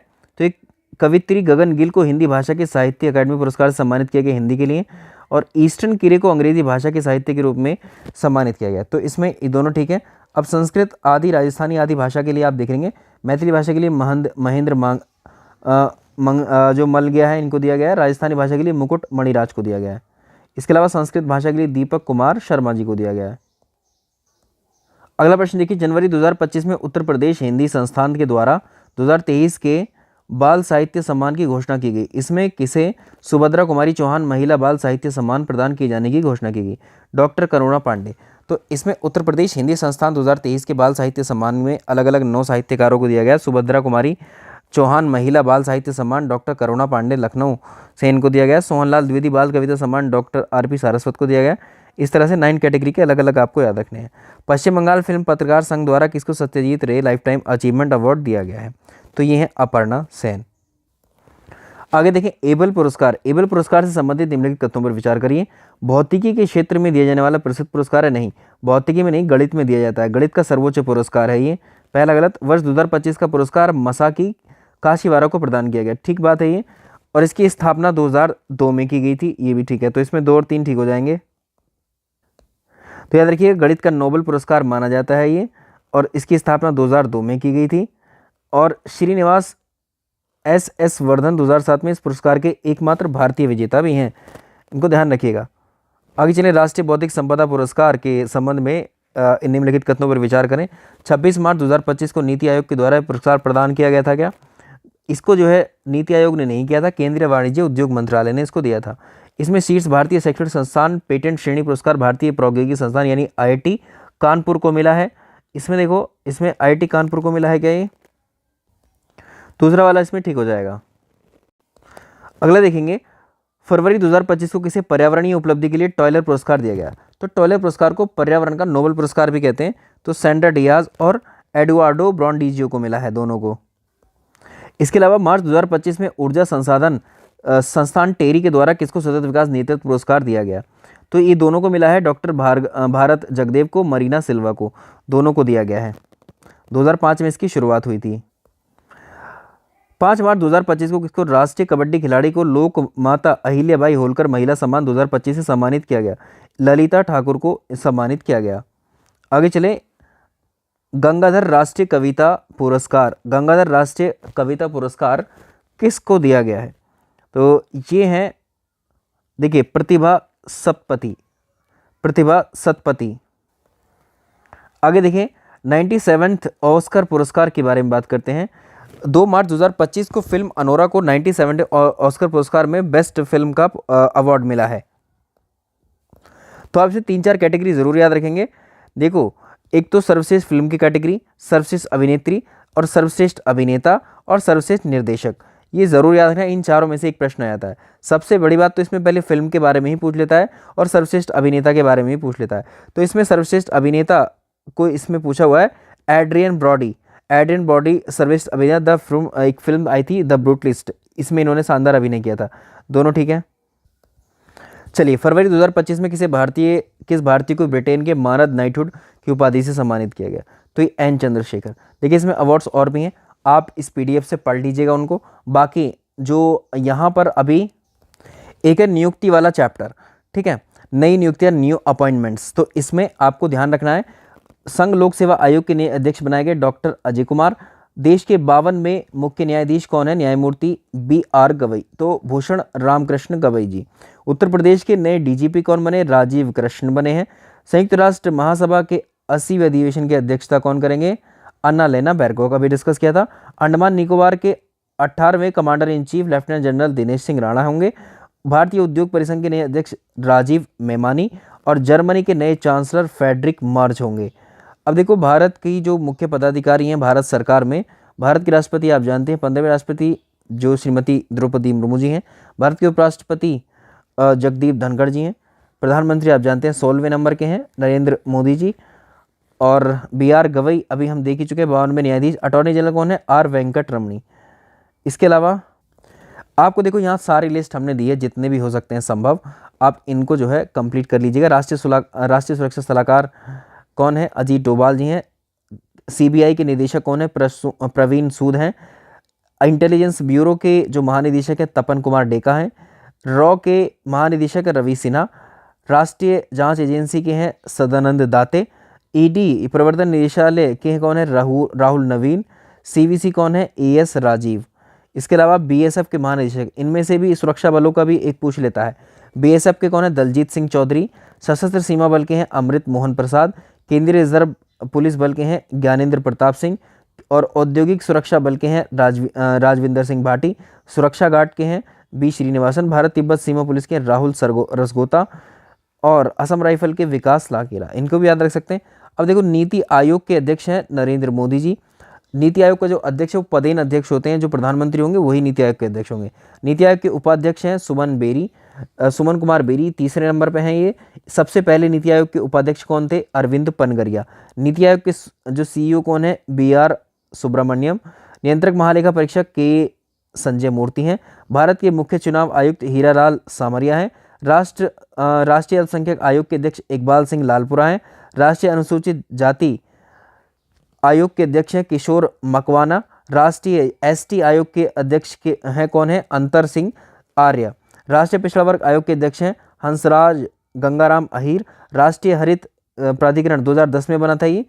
और NGT के अध्यक्ष हैं प्रकाश श्रीवास्तव। भारतीय रिजर्व बैंक के जो गवर्नर है लेटेस्ट 26 में वो हैं संजय मल्होत्रा। भारत के सॉलिसिटर जनरल हैं तुषार मेहता। राष्ट्रीय मानवाधिकार आयोग के अध्यक्ष हैं V रामा सुब्रमण्यम। राष्ट्रीय कानूनी सेवा प्राधिकरण नालसा के अध्यक्ष हैं न्यायमूर्ति सूर्यकांत। इसके अलावा इसरो भारतीय अंतरिक्ष अनुसंधान संस्थान के हैं वी नारायण, इसरो के अध्यक्ष हैं। विक्रम साराभाई सेंटर के अध्यक्ष हैं, निदेशक हैं उन्नी कृष्णन नायर। डीआरडीओ के अध्यक्ष कौन है? समीर वी कामत। राष्ट्रीय महिला आयोग के अध्यक्ष हैं विजया रहाटकर। संघ लोक सेवा आयोग के अध्यक्ष अजय कुमार, अभी हम डिस्कस कर चुके हैं। सीबीएसई के अध्यक्ष हैं राहुल सिंह और एनसीईआरटी के निदेशक है Dinesh Prasad Saklani. Unity grants commission या यूजीसी के अध्यक्ष हैं विनीत जोशी। एनटीए के अध्यक्ष हैं प्रदीप सिंह खरेला। 15वें वित्त आयोग के अध्यक्ष हैं एनके सिंह और 16वें वित्त आयोग के हैं अरविंद पनगरिया। अरविंद पनगरिया आप जानते हैं, ये जो नीति आयोग के प्रथम उपाध्यक्ष भी थे। 21वें विधि आयोग के अध्यक्ष हैं बलबीर सिंह चौहान। 22वें विधि आयोग के अध्यक्ष हैं ऋतुराज अवस्थी। सेबी के अध्यक्ष हैं तुहीन कांत पांडे। कर्मचारी चयन एसएससी के अध्यक्ष हैं गोपाल कृष्णन।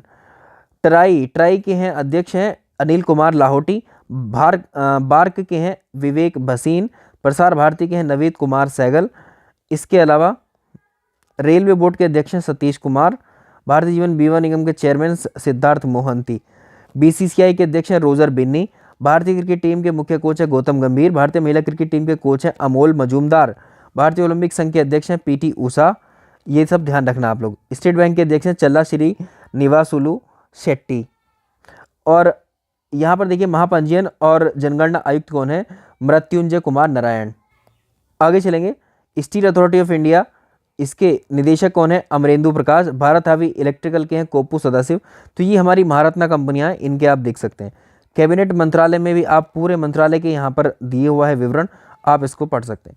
तो इस सेशन में हम इतना ही रखेंगे। बाकी हम आर्थिक परिदृश्य जिसमें खाद्यान्न उत्पादन, भारत की ऊर्जा क्षमता, अन्य देशों की ऊर्जा क्षमता, खनिज, मिनरल प्रोडक्शन आदि पर एक क्लास लेकर के आएंगे, बाकी उसमें डिस्कस करेंगे। ठीक है, इस सेशन में हम इतना ही रखते हैं। सेशन पसंद आया तो लाइक और शेयर कीजिएगा। Thank you so much.